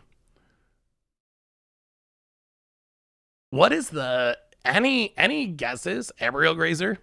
Time to get rid of the Grazer. Oh, what is the right name? I'll be able to beyond. It might just be card draw. We could take Hidden Stirrings. Like without Hidden Stirrings, what's our Lotus Field doing? Oh, I mean, I guess I got double Vizier, so it's actually doing a lot.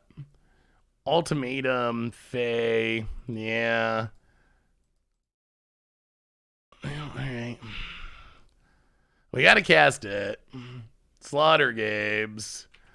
I think we go with Emergent Ultimatum because there's actually a bunch of those. Dark Petition. Okay. We're gonna be, I think, one turn too slow. Alright. Take, well, no Emergent Ultimatums. Play the Zombie Rounds untapped. Hit ya. But our opponent's going to have a really big turn here. Ooh. I mean, if we untap and play Rurik Thar, again, that's still going to win, but just a little too slow. Have a test run. If you see this, what do you think? Is this Yu-Gi-Oh card good or bad? All right, let's F6. Actually, you know what? Hang on. Let me discard this Unexpected Windfall to dig for a land for Rurik Thar, and then I will read the card as our opponent combos here. Opponent. I mean, our opponent's probably going to be casting things for quite a while. I mean, if they fizzle and we play Rurik, we probably still win. All right, sack the blood token. Discard. All right, there's a land. Well, let's see if we live. All right, what is this card? Nirvana High Paladin. Attack 3,300, defense 2,500. If a pendulum monster you control attacks, for this battle, it cannot be destroyed by battle. So I assume that's like combat. Battle has to be like, so it can't be destroying combat, I assume. You also take no battle damage. At the end of the damage step, if the pendulum monster you control attacked, all monsters your opponent control loses attack equal to the attack to that monster's attack until the end of this turn. Spellcaster Synchro Effect. Turner, what is going on with this card? Turner of one or more Turner Synchro monsters for this card. Synchro. I don't even know. I don't know what this means. Turner plus one or more non-Turner Synchro monsters. This card's Synchro Summoner. You can treat one pendulum summoned pendulum monster you control as a Turner. If this card is Synchro Summoned using a pendulum summoner pendulum monster Turner, you can target one card in your graveyard and add it to your... Was that just like a million confusing words to regrowth? Like, is that what all this, like, 3 lines of really confusing pendulum summoner, pendulum monster text, is that the end result? Is its regrowth at the end of that? When this card's destroyed in opponent's monsters by battle, you can have your opponent's LP. If this card is in the monster zone, destroyed by a battle card or effect, you can place this card in your pendulum zone. I don't know what these numbers mean either. The 8s on both sides by the diamonds. I thought Magic cards had a lot of text and were getting hard to read, but that is, especially for someone that doesn't know what tuner synchro monster actually means, that is incomprehensible. It is. Okay, answer me this. I'm going to say this card is. I'm going to say this card is like a rare. It's got to be like a rare or some higher rarity card. I don't think it's just like a random common. I'm going to say it's good, but that might just be because it has a lot of text and I have no idea what it means. I think like 3,300 attack and 2,500 defense is probably good. Yeah, it's got a lot of red dots. That's for sure. So is the card good? And also, like, how does this compare? Wow, after all this, okay, opponent 15 cards in hand, omniscience, sure. How does this compare to other cards as far as how comprehensible they are? How many words they have?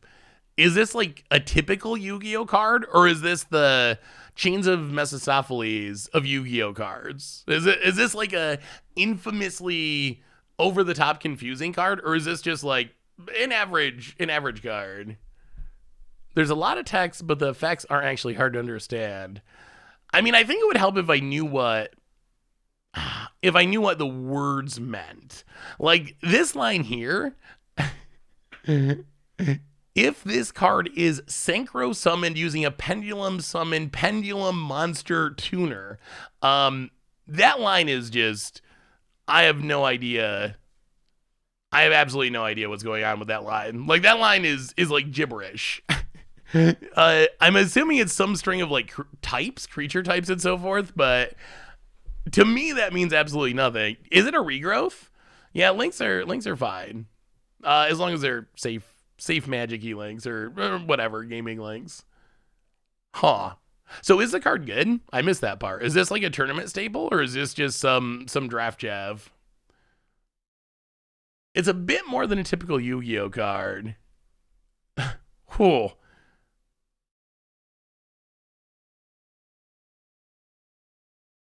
So I think if I was going to do a video like that, I would probably need to brush up on the rules of Yu-Gi-Oh a little bit, because I think that would make it really hard, because I don't really have any context for these cards. So I don't know, for example, is 3,300 attack and 2,500 defense, what is the scale? Is this like on a scale of 1 to 10,000 or a scale of 1 to 4,000? Like, is this the equivalent of a 3.3/2.5 in Magic? Or is this like an 8/7 or something in Magic? I don't know. I have no idea, because I don't know how the scale of that works. And I also don't know how you actually like play the card. Like, are these stars how much it costs to cast? Okay, so that's pretty big. That's almost a little bit less than half of someone's life points if you hit them with it. So it's relatively big then. All right, can we find a way to get Rurik Thar on the battlefield? Okay, so it seems pretty powerful. And then I guess the other thing I need to figure out is, are pendulum summoned pendulum monsters, like, what is pendulum summoned? I'm sure, like, I don't know how you put a thing on the battlefield in Yu-Gi-Oh. I'm not really sure how you actually get your cards to go on the battlefield. Blood Crypt, add Thought Sees You. And oh god. Alright, well, take the Sylvan's Grind. Opponent does have the Lotus Field though. Gonna need some ramp. Summon, not cast. So there's a difference. Have you seen the incredible combo of Ice Cauldron and Cheaty Face? They sit there reading the card, and you can easily get Cheaty Face down. That does seem like a good way to get Cheaty Face into play. Wait, is Yu-Gi-Oh the one that just ends on... Most games end on turn 1? That's Yu-Gi-Oh, right? Every deck's a combo deck, and they pretty much all end on like turn 1 or turn 2.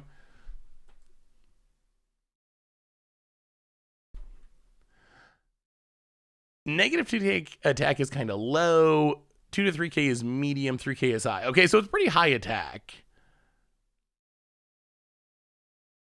Is it fun? If I think so, to me, that seems that reminds me of like how some people think of Legacy, essentially, where people just dislike it because they feel like it's so fast and it just ends immediately. Is that kind of the perception of Yu-Gi-Oh! By some players, is like it's not fun because it's so fast, or is it different than Magic? Like, does the way those 1 or 2 turns go is so much different and so enjoyable that it's actually fun, even though the games go really quickly? Yu-Gi-Oh! Is stacks or combo, and everyone plays 6 Forest of Wills. Okay, so it kind of sounds like Legacy. It actually sounds quite a bit like Legacy. About it. Boy, so I'm starting to think that Rurik Thar is not a good enough answer. Is not a good enough answer because we just cannot get it on the battlefield in time. Like, that's kind of the issue we're having is, well, Thoughtseize you. Oh, 2 emergent ultimatums. All right, well, if our opponent hits a... well, we'll see. If our opponent has a way to untap this, we could just die here with 2 emergent ultimatums. Pass the turn. We're hoping for a land for this Rurik Thar, which would be legitimately amazing. About it. Thinking.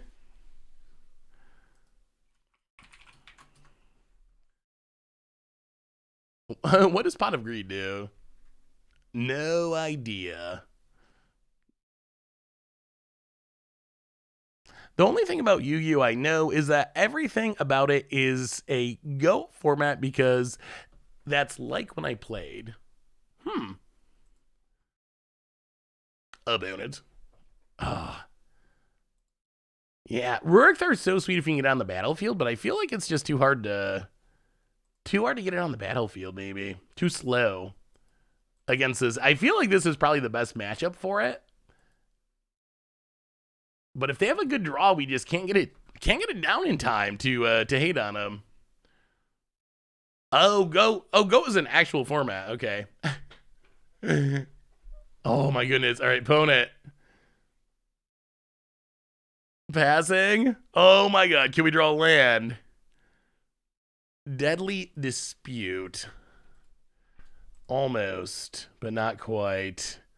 Well, Deadly Dispute.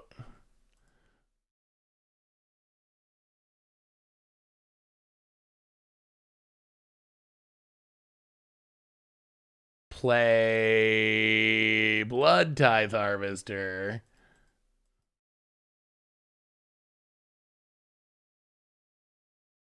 Well, yeah. Try to kill the Fey of Wishes. Land. Oh my god. All right. Please don't combo this turn. Please don't combo this turn. And then we get to play Rurik Thar, and that should be good. Opponent. Oh, so close. So close. Did they draw it? 5 mana. Uh-oh. Oh my god, they top decked.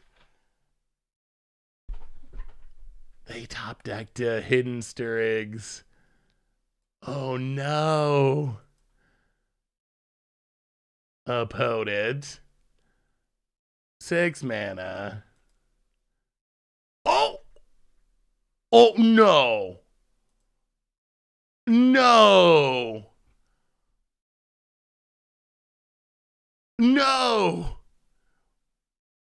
That means their draws were back-to-back Hidden Stirrings the last 2 turns? Wow. That is... Huh. That is unlikely. That is very unlikely. Oh my goodness. That is incredibly unlikely. Well, Now we lose with a Rikthar in hand. If our opponent... Wow. I mean, we lock the game if we untap, but... Looks like it's not going to happen. Opponent, all the mana, all the cards, and... Oh, bummer. Yeah, that is frighteningly good running. I mean, so the thing is, unlike the Twiddle Storm, in Pioneer, you don't really have that many ways to untap your stuff. You have the... Yeah, all right, we're just gonna... we're gonna assume that our opponent can win and play one more with this deck. I mean, turn 5 too slow. At the same time, like, our opponent got really incredibly lucky because we thought seized them. We thought seized them, so we knew what their hand was. So we knew that our opponent didn't have any of those, or we would have thought seized them. So it was pretty brutal that their 2 draws in a row were exactly hidden stirrings. They just get Omniscience, Peer into the Abyss, and Pour Over Pages. Those are the cards that they get, I think, 100% of the time.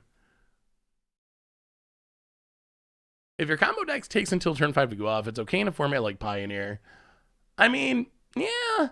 The only thing I dislike about I dislike the running there because we should have won that. But the only thing I dislike about it is the land aspect is annoying. Like, the fact that it comes on a land makes it really hard to interact with. Like, you can't really thought seize Lotus Field. It has hexproof, so you can't kill Lotus Field.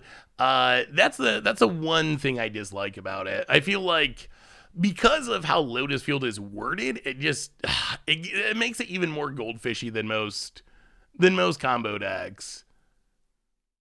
There's a ton of new vehicles in Neo, that's for sure. What about vehicles in Pioneer after Neo? Yeah, I mean, I think Pioneer's at a power level where you can try just about anything. Like, I've played against people playing vehicle decks, mostly like Boros-y style vehicle decks, but I think that some of the new vehicles could definitely have a shot. Do you play Lotus Field in mono color commander decks? I think it's good in mono white in specific.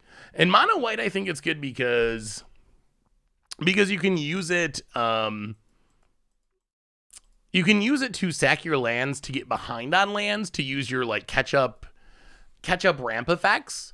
I don't normally play it in just any other deck though. I think you gotta have a synergy for it. I know Richard plays it a lot because he plays Thespian Stage and copying it's pretty good, or he copies Dowsing Dagger. So I think like if you have shenanigans like that, I think it's good, but I don't think otherwise it's really worth it just to play it for value. Have you seen Stoneforge decks start playing Trepanation Blade for Belcher? I haven't, but that's actually hilarious. That's actually like kind of oddly good seeming tech, because Trepanation Blade mills until you hit a land, right? So if you're playing all MDFCs, you just mill their entire deck with one attack. That is excellent. So good. Speaking of vehicles, here's an Azorius vehicle deck I've been working on for New Standard. Ooh, opponent Sylvan Carry added. This is the same deck we played against before. Interesting. Maybe Fatal Push is just bad. Maybe it's just our matchups too. We've just run into 2 decks in a row that are not Fatal Push decks, I guess. 1, 2, 3, 4, 5, 6. I mean, I guess we can Fatal Push a Shambling Gas to try to play a treasure. Azorius vehicles. Ooh. That looks fun. I mean, we definitely got some really good vehicles. I think Mind Link Match is one of the best. Blockbuster's really good. Mobilizer Mech, I think, is really good. I think you got the best vehicles in there, the right vehicles. And then, I mean, the rest of it seems sweet, too. I wonder if Hot Shot Mechanic is good. It does crew very well. Yeah, that looks solid. Odd one. I like it. Oh boy. Oh dear. We're hitting all the combo decks. Oh boy. Yeah. Oh, well, it has not went well for John. We have not hit the right matchups for a fair deck. We have just hit a combo and the Omnath Bring to Light. I don't even know what to classify that as. The vehicle that makes a pilot whenever a vehicle attack seems worth it. Oh. What is that one? I'm trying to remember. What are the rest of the stats on it?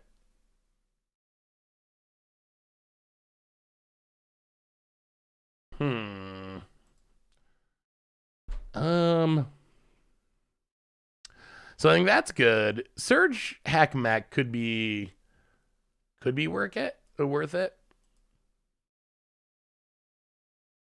I mean, play Herald of Anguish. I don't know if it does enough. It doesn't really interact with what our opponent's doing. Huh. Well, I mean, based on this league, this deck might need more of a plan for spell-based combo decks. It seems like this is a deck that would probably do really well against some of the more like fair creature decks, but against these more spelly combo decks, this deck just doesn't really seem to have much of a plan for it. Like, I guess Herald of Anguish kind of helps, the Thoughtseize kind of help, but it has not felt like enough. And Rurik Thar, as cute as it is, seems like it's just a little slow against these decks. Okay, so opponent Sylvan Awakening, and I mean, I believe that's just game.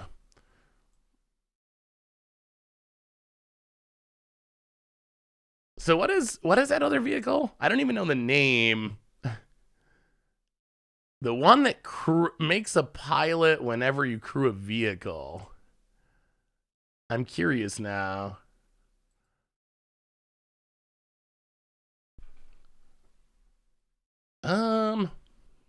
I don't even know. Oh, it's Azorius? Azorius vehicle. Oh, I see. Prodigy Prototype. 3 mana, 3/4. Whenever one or more vehicles you control attack, create a 1/1 pilot that crews. Yeah, that could be worth considering in some numbers. So it's only 1 a turn. All right, so opponent gonna draw their entire deck and win.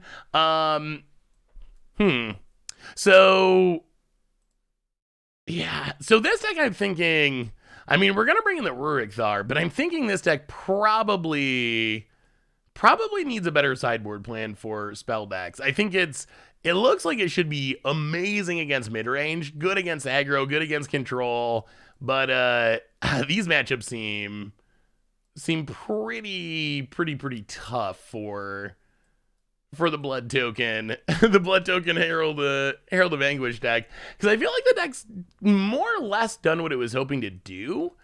It just, what it does just isn't, doesn't seem to be good enough against the spell heavy decks. Just not enough interaction. Rogues are not fast enough. Yeah, that vehicle could be worth considering. The once per turn restriction I think hurts, but even with that in mind, like, I think it could still be worth considering. Yeah, Damping Sphere could be a good option. Like, a hand like this would be fine in a lot of matchups, but I don't think it can work against a deck like this. All right, well, here we go. Land, go, Deadly Disputes. I used to play Lotus Field all the time at my store. Sphere's a real pain. Yeah, I mean, Alpine Moon, I think is a good one. Damping Sphere is a good one.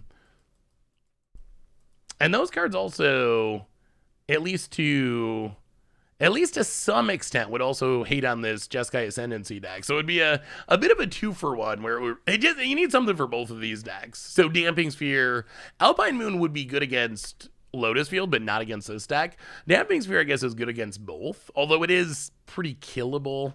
But it is one of the better options. All right, opponent's got the carry added. Sure. Well, all right. I think the most depressing part is we constantly have the Rurik Thar, which is just like game over, but it's just, It's in hand every game, but we just cannot for the life of us get it on the battlefield. Alright, make a treasure. I mean, Thoughtseize is not the worst draw. We could take a Jeskai Ascendancy, maybe.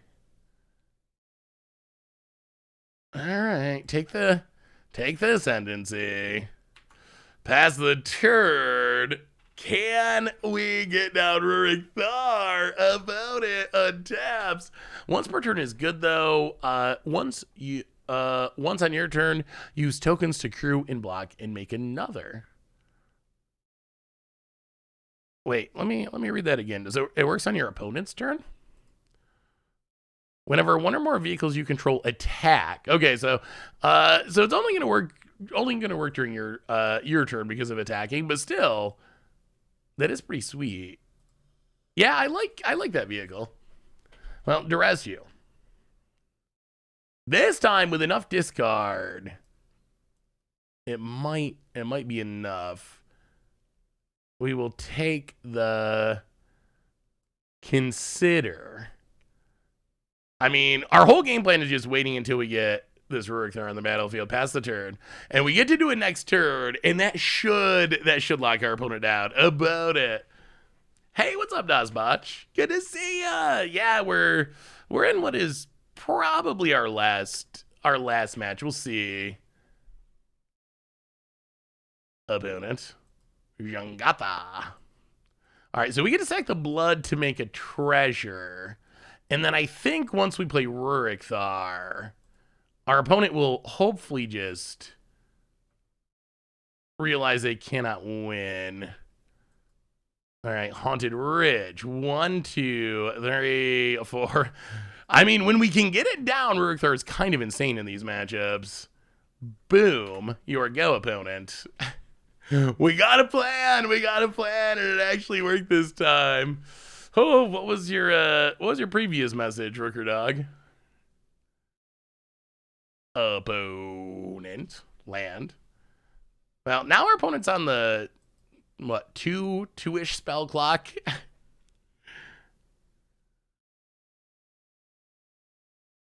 Jengada. Thank you for inspiring my latest deck.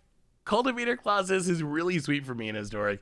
Cultivator Clauses is a really cool card. 1, 2, 3, 4, 5, 6. Well, I guess it's old Rustine time. Get on old Rustine, Hive of the Eye Tyrant, and start smacking ya.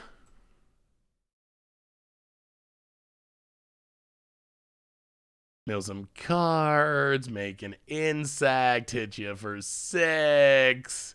Jingoth is not big enough to block. Herald of Anguish incoming. 2 spells in our opponent's dead. Opponent.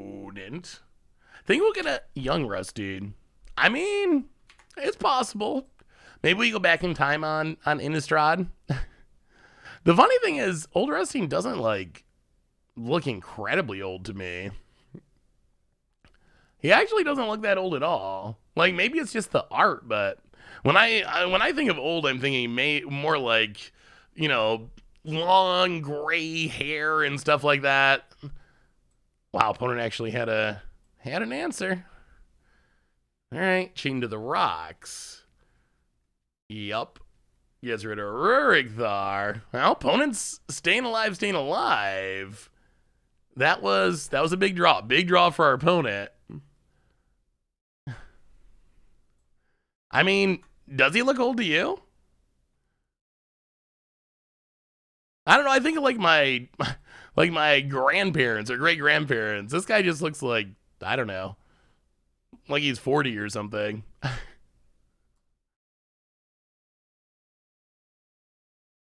Yeah, it could have been. I guess it could have been worth thought seizing. Even though we would have had to take a bunch of damage. I mean, I think we should still be okay with this Herald of Anguish. 1, 2, 3, 4, 5, 6. So we can Stomping Grounds untapped. We can Thought Seize, because we still should get our opponent empty-handed here. Thought Seize our opponent.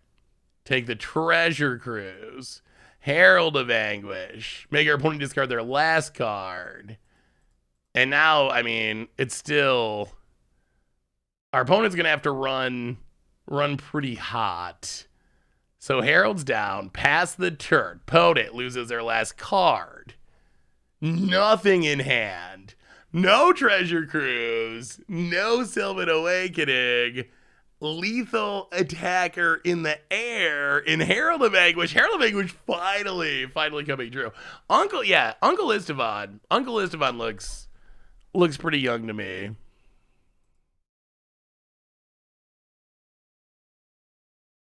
Or pretty old. Pretty old to me.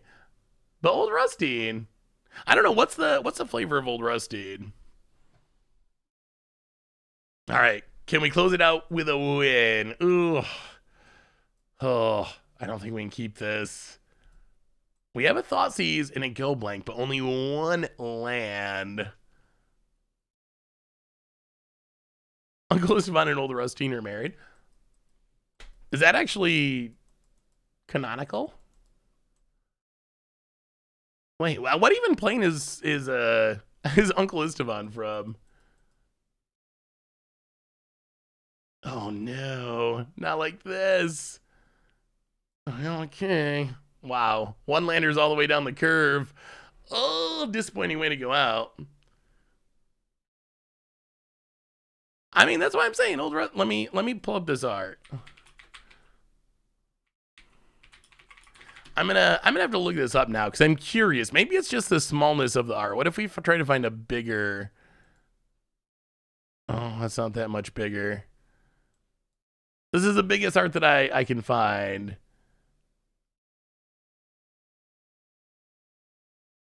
I mean, I don't know.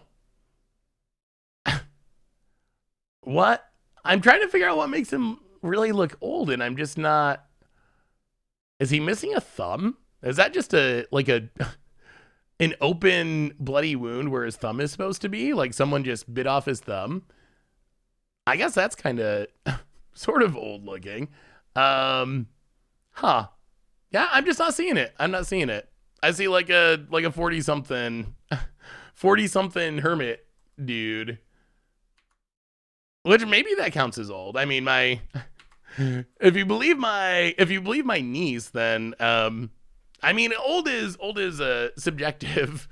My niece, who's like 13, thinks that I'm definitely old, and I think anyone who's like over 18 is old to her. So, I mean, maybe to some people, Old Rustine is pretty old. To me, he looks pretty normal. What are we going with? I guess Kaylin. Well, this Go Blank's gonna have to do some serious work. I just want to know what happened to his thumb. What's going on with the thumb? Yeah, maybe there could be some magical thing. That's true. Maybe he's actually like, 100 years old, but he takes other people's bodies or something. That could be. Transforms. He's a shapeshifter, like that Futurama episode.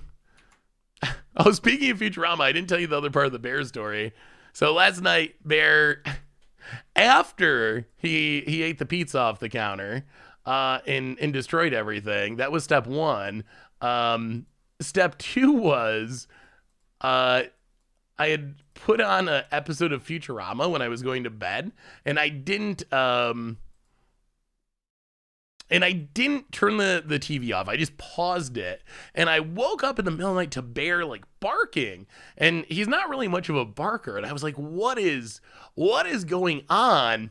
And after he was barking and woke me up, I realized it was an episode where Fry's dog was involved, and the screen where I had paused it, you could just barely in the bottom corner of the screen make out the dog, and he was apparently barking at Fry's dog on the paused TV.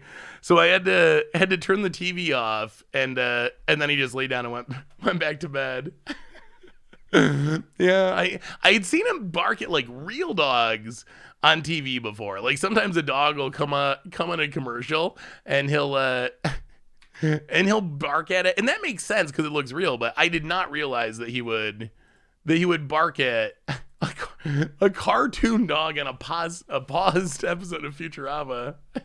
Yeah, Futurama is easy to. When I'm falling asleep, I like a show that I've seen before, because if I'm watching something that I haven't seen, I actually kind of want to pay attention to it. But I think I've seen every episode of Futurama many times, so it's a good falling asleep option, because I can just kind of listen to it like a podcast half awake until I fall asleep. All right, Jeskai Ascendancy's down.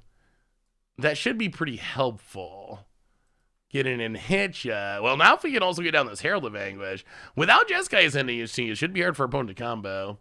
I put anything on the TV for my dog and he just stares at it. Oh, yeah. Now, Bear likes TV other than other dogs. If he sees another dog, I think his brain's like, well, how does other dog get in my house? Why is there another dog on my wall? And he just freaks out. Same with his reflection. I think I already told you that. How he'll see his reflection in the door and bark at it, and then run out his dog door and try to see where's the other dog. He runs out, can't find it, comes back in looking confused, wondering why the dog that he just saw was not actually out there. And then repeats the process a few times. I can't fall asleep to TV. I just write a stupid fantasy short story and fanfics in my head until I fall asleep. It actually seems like a good technique.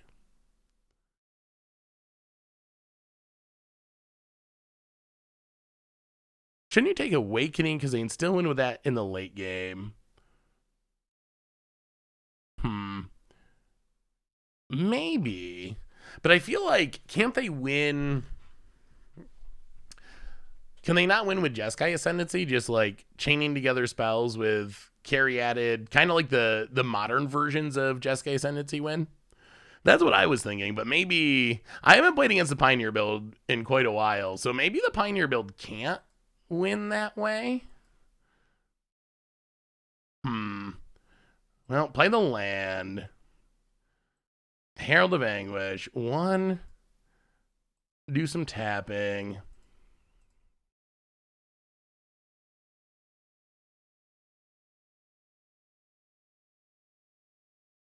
All right. Herald of Anguish down.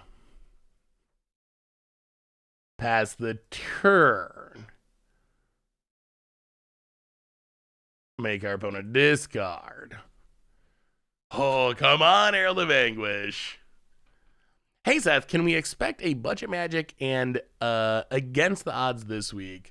This week's gonna be light. I missed. Oh no. Okay. That's unfortunate. Opponents turn into a control deck over there. This week's some videos are gonna be missed. I missed some stuff when I was sick last week. Between spoilers and sickness, my voice just wasn't up to recording gameplay. So it'll be making a return. But yeah, this week's gonna miss a couple things. Well, toss these you, I guess. Oh, jeez. 1, 2, 3. Wow, so we're dead. Oh, what a depressing. Wow. Well, maybe we should have taken Sylvan Awakening. Actually, wait, not quite dead. All right, that keeps us alive. Sort of. Oh, boy, that Chain to the Rocks opponent's got all the removal in the world. Opponent. Oh, what was against odds deck? We didn't. What deck were you expecting? I'm curious now. How did your music tweet go? Did you listen to some of the recommendations? As a fan of music in Brazil, I got really curious. I've listened to a few of them. I still have more to go, but yeah, I've listened to a few of them in a and I've liked some of the ones that I've heard so far. I just started going through the tweets and just like clicking links and going to Spotify, so I don't actually remember all the band names. But yeah, so far I've got it off to a decent start, and there's definitely been some good recommendations that I wasn't aware of before, which is sweet. But yeah, I'm gonna keep working my way through the list. All right, old Rusty. Pass the turn. All right, opponent. Let's see what you can find. Can you beat the Rurik Thar? Opponent. Cycle the Triome. Oh, we already did Trolls. We did Trolls 2 weeks ago, actually. So if you're looking for Trolls, that one's already on the YouTube. Trolls was sweet. It was super fun. 1, 2, 3, 4. Hive of the Eye Tyrant. Go to combat. So opponent's at 17. 11, 10, 9, 8. Yeah, we can't get them all the way. All right, well, attack. Exile, look, are we gonna? We might actually end up winning this one just barely at the very end. Eat the Consider. Opponent takes it. Well, pass the turn. Opponent's got one spell in one turn. About it. Yeah, the enchantment Panharmonicon makes me want to Awakening the Trolls again. Worst case, I'm sure we'll do it on no. Oh my. Oh my god. Wow. The curse of Rurik Thar. They top deck the third one. Oh, wow. Well, I gotta say, opponent GG'd. I gotta say that this deck, it probably needs a better plan for spell-based combos, but mathematically, I think we would have likely been like 2-1 at that point rather than 0-3. Wow, those draws were. I mean, I don't know. I'm not really that down on the deck. I think the sideboard slots could probably be improved in some way, but we went from losing the last game to our opponent drawing those double Hidden Stirrings in a row after we thought seized them, into that one where our opponent had one turn to draw their fourth or third Sylvan Awakening after we got rid of all the other ones. That was unfortunate. Hey, what's up, Ritwiff? Oh, but on that note, I think that brings us to the end. So I'm sure we'll be doing more pioneering in the future at some point, because I think the format's really fun. Bar class is really fun. John Herald might need a little faster plan for combo in the sideboard, but I think the deck is sweet. Just unfortunate the way some of that running turned out. But reminders on the way out the door. Replay YouTube this week, find the old streams. Normal YouTube. Daily spoilers once more tomorrow. We're heading to Modern for Much and Brew tomorrow. Tons of stuff coming up on there, so keep an eye on that. And one more reminder that our sponsor today is Card Kingdom.